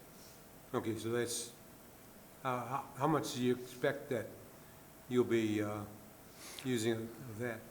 Well, I think quite a bit. I mean, this is something that we can start teaching the kids in the schools, but also really our business partners is what we're aiming at too. So we can, this has a wide variety of use that we can use it. Okay, thank you. Mm-hmm. All right, thank you. All right. All right, thank you. I move that we authorize the fire department to purchase one fire extinguisher prop in the amount of $13,804 from Phoenix Safety Outfitters of Upper Arlington, Ohio. Support. It has been moved by Councilwoman Hoag, supported by Councilwoman Taylor, to approve the authorization to purchase one intelligent training system extreme base package extinguisher prop for the fire department as presented. All those in favor? Aye. Any opposed? Motion carries. Thank you. Thank you. All right, next we have an approval of a professional services contract for promotional examinations for police, dispatch, and fire positions with EMCO. Thank you, Mr. President. This evening, I'm requesting that council authorize the mayor and city clerk to execute an agreement on behalf of the city with EMCO Inc. of Troy. The expenditure amount is $80,000. This is an obligation the city has for our police and fire for testing pursuant to Public Act 78 of 1935 as amended. The contract is effective January 1, 23 to December 31st, 24. This is a professional service. The item has been bid without competitive service. EMCO has been providing testing to Southfield from the early 70s. And we do have a number of retirees and retirements that will be driving the need for promotional exams in both the police and fire department. All right, council, any questions? I got one. Yes. Mr. Zolan, I've heard of EMCO for quite a while. Do they have a competitor that do these exams? We really haven't identified one in southeastern Michigan. Each exam is customly designed for the community, Right. working with the police and fire, for the police and or the fire department. The department is involved in the design of that exam. They also bring in other entities for oral reviews as well as written examinations. Okay, that's it. Okay. Any other questions, Councilman Frazier? Yes. Has this been reviewed by the Human Resources Department? This is at their request. Why isn't the Human Resources Department head coming here to ask for that himself instead of? This item is usually pretty routine, and we felt it was routine. Had we had other items, we would have placed it on a consent agenda. So I had indicated to the Human Resource Department I would cover it for this evening. Okay. There's the other department heads come and ask for their. As you'll recall, we're always sensitive about timing and trying to be, how our agendas are scheduled. Sure. Communication, public hearings first. And if usually there's one or a routine item, I try to handle those. Yeah, I just wanted to explain why I was asking the question. As recently as 2:30 this afternoon, Mr. Meadows asked me, and I said, I'm perfectly happy handling it. I'm satisfied. Thank you. Mr. Chair, Yes. I'll make a motion for the approval of the professional services contract for promotional examinations for police, dispatch, and fire positions with EMCO Inc. as presented tonight. Support. It has been moved by Councilwoman Taylor, supported by Councilman Frazier, for the approval of a professional services contract for promotional examinations for police, dispatch, and fire with EMCO Inc. All those in favor? Aye. Any opposed? Motion carries. Thank you. Now we're up to the council portion. We'll start with Councilman Frazier. I really don't have anything this evening to share. I've talked more than I need to anyhow. Okay, thank you. Councilwoman Taylor? Yes. I have the pleasure of finding out or letting you know now that our employee, Ples Moore's nephew, Dante Moore, most of you know is the football star. He's a young man that did live here in Southfield, but he went on to move into Detroit, and he has received a lot of awards that young people just don't do. So he's an outstanding football player, and I just wanted to recognize, or have us to recognize, Dante Moore. He has been He captured the coveted Michigan High School Athletic Association Mr. Football Award. It was handed out to the state's best football player, and Mr. Dante Moore is the first junior to ever receive this award. Recently, Mr. Dante Moore was rated the best recruit in his class by Sports Illustrated. He received his first college offer from Jim Harbaugh to play for the University of Michigan at the ripe age of 13. He initially committed to play college football at Oregon, entering his senior year, and Dante Moore had the option to meet with Oregon's collectives during the official visit, but opted against doing so, and Moore flipped his commitment to UCLA. Again, this is just one of our employees' relatives that's doing very well today, so it's current. And by this being Black History Month, I thought we should also mention some current things that's going on. So congratulations to Dante Moore as well as to Ples and his family. And I also want to ask people, again, this is Black History Month, to make sure that you go out and take advantage of all the different things that we have going on here in the city. Visit the library as well as Parks and Rec have different events going on. Make sure you take part in that. And I encourage you to learn something new or just review some of the old things that you've heard and learned about Black history. And I also want to take this time to wish everybody a happy Valentine's Day tomorrow. So thank you. All right, thank you. Councilman Cruz? Yes.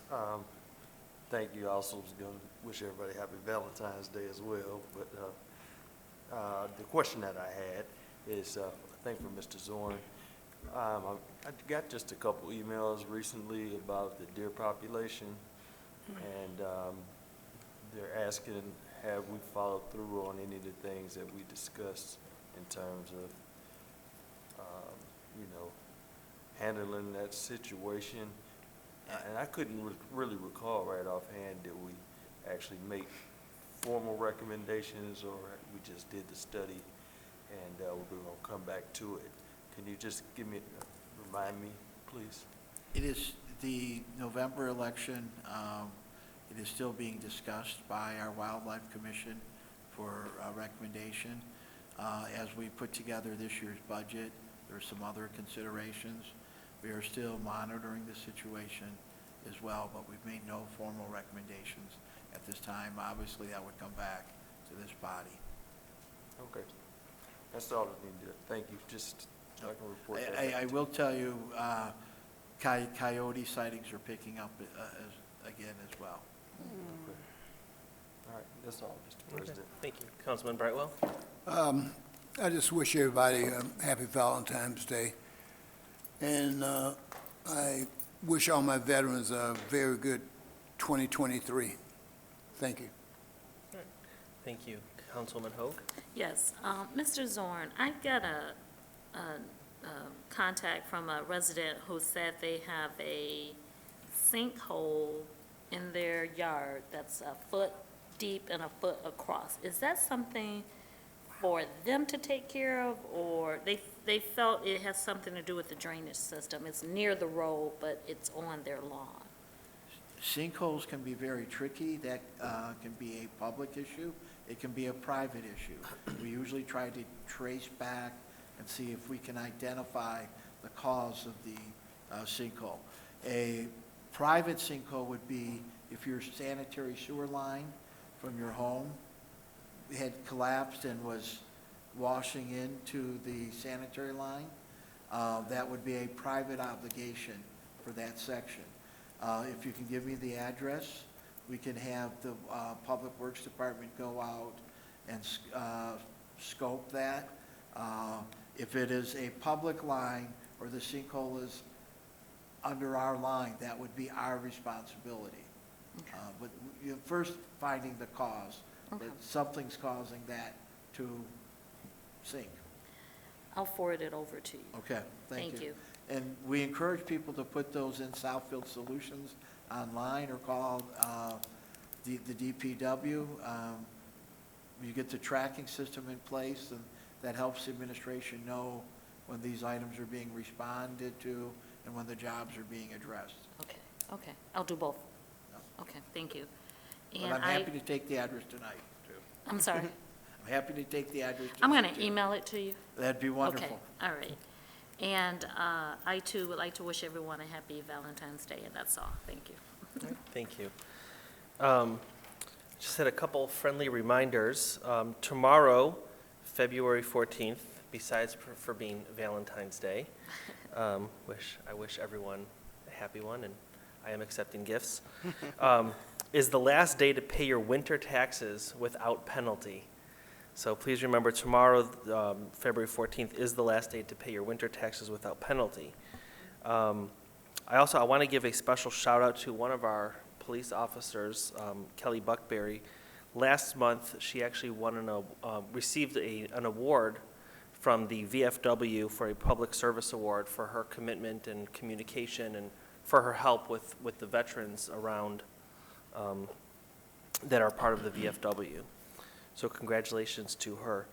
Also, as was mentioned by our pro tem, there's a lot of events going on. Specifically, this Friday from 6 to 10 through Parks and Rec is the Secret Society of Twisted Storytellers. They're having a program here at Parks and Rec. Again, that's this Friday from 6 to 9. You can contact our Parks and Rec department for more information. Also, learning more about things during Black History Month, and yesterday being the Super Bowl,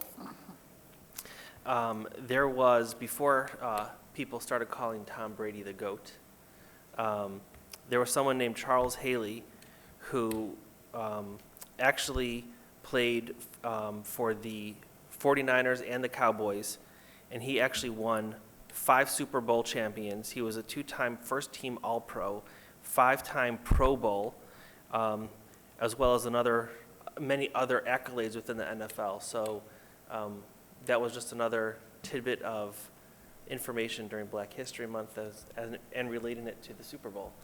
So again, I continue everyone, and I encourage everyone, just like our pro tem, to learn something new during the month.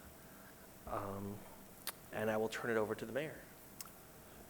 I would like to remind everyone about the art reception for the 3 artists that are now on display in the lobby through April. That's Yvette Rock and Raymond Wells and Lionel Hurst. There's some spectacular pieces out there, so we'll have an artist reception on Friday the 24th at 6 p.m. in the lobby. And it's open to anyone. There's no admission charge.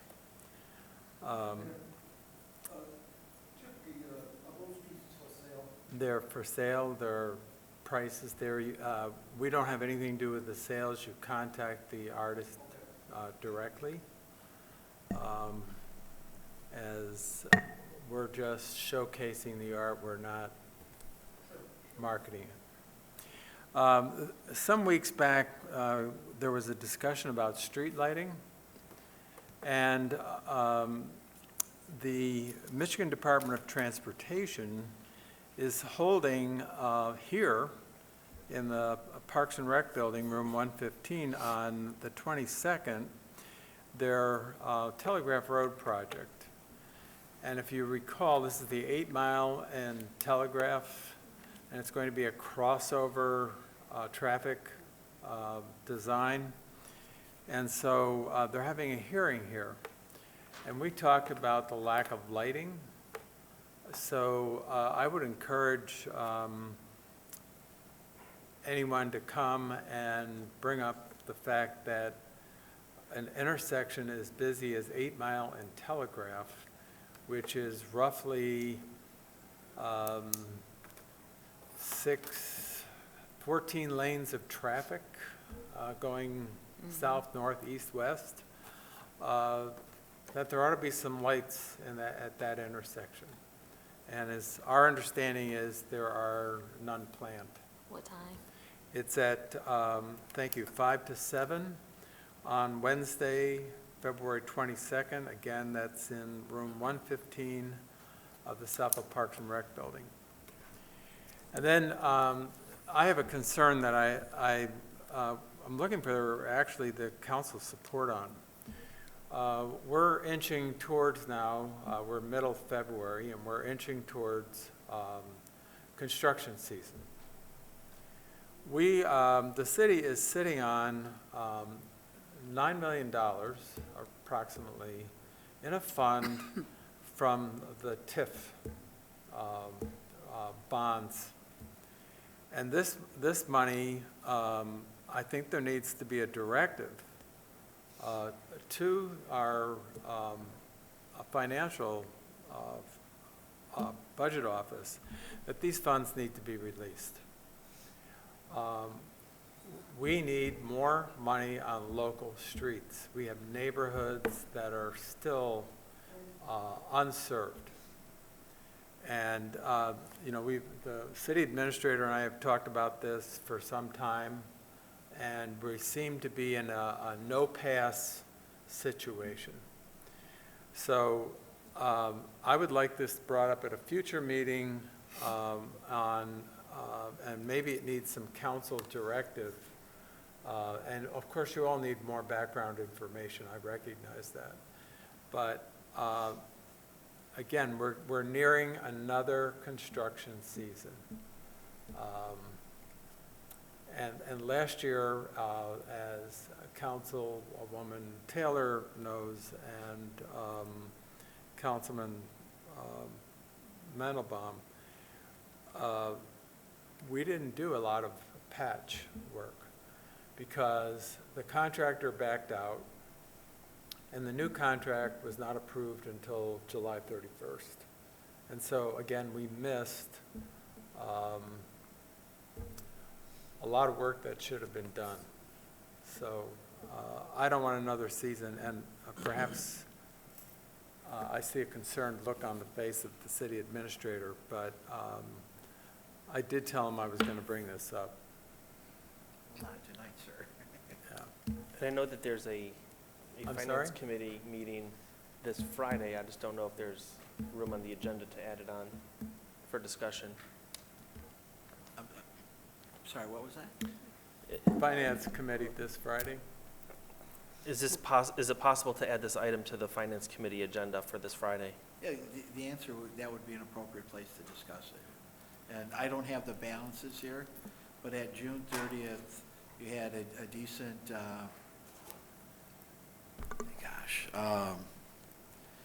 you had almost 20 million left in the bonds, and there's some year-end accounting as of December 31st of 22 that needs to be done. So you're looking, as we're putting this year's budget together, and I don't, Dan, if you can get to page 197 of the audit, I'm trying to get there too, but we had roughly under 20 million in the bond, as well as another 20 million in major and local streets. The amount the mayor is talking about is the closeout of TIFs and LDFAs, and those were closed out in 2009. The issue is, for the auditors, looking for what the plan documents cause as to how those plans would be closed out. Mm-hmm. And those plans, we haven't been able to lay our hands on the original plans put in place in the 80s. So we continue to look. I've had Shelley Freeman going through. So we can discuss it at Friday's finance meeting. Okay. Is it not correct that this is just earning is it a 1%? I'm sorry, what's that? Is this not correct that it's earning a 1% interest? Yeah, well, it is being invested pursuant to the public acts that govern how we invest all of our money. 2009, ladies and gentlemen. So, and it's probably a little bit more than the 1%. So we'll review it on Friday. I'll reach out to Austin and ask him to add it, because there are rules around spending this type of money. So let's discuss it in finance, and we'll move All right. from. Thank you. All right. City Administrator? I have no other items. Thank you. Happy Valentine's Day. All right. City Attorney? Good evening. I have nothing further to add, and I would say happy Valentine's Day to everyone also. Okay. City Clerk? Good evening. I just want to say happy Valentine's Day to everyone, and I have nothing else to add. Thank you. All right. That takes us to the end of the meeting. Seeing nothing else to come before the council, this meeting is adjourned. Thank you.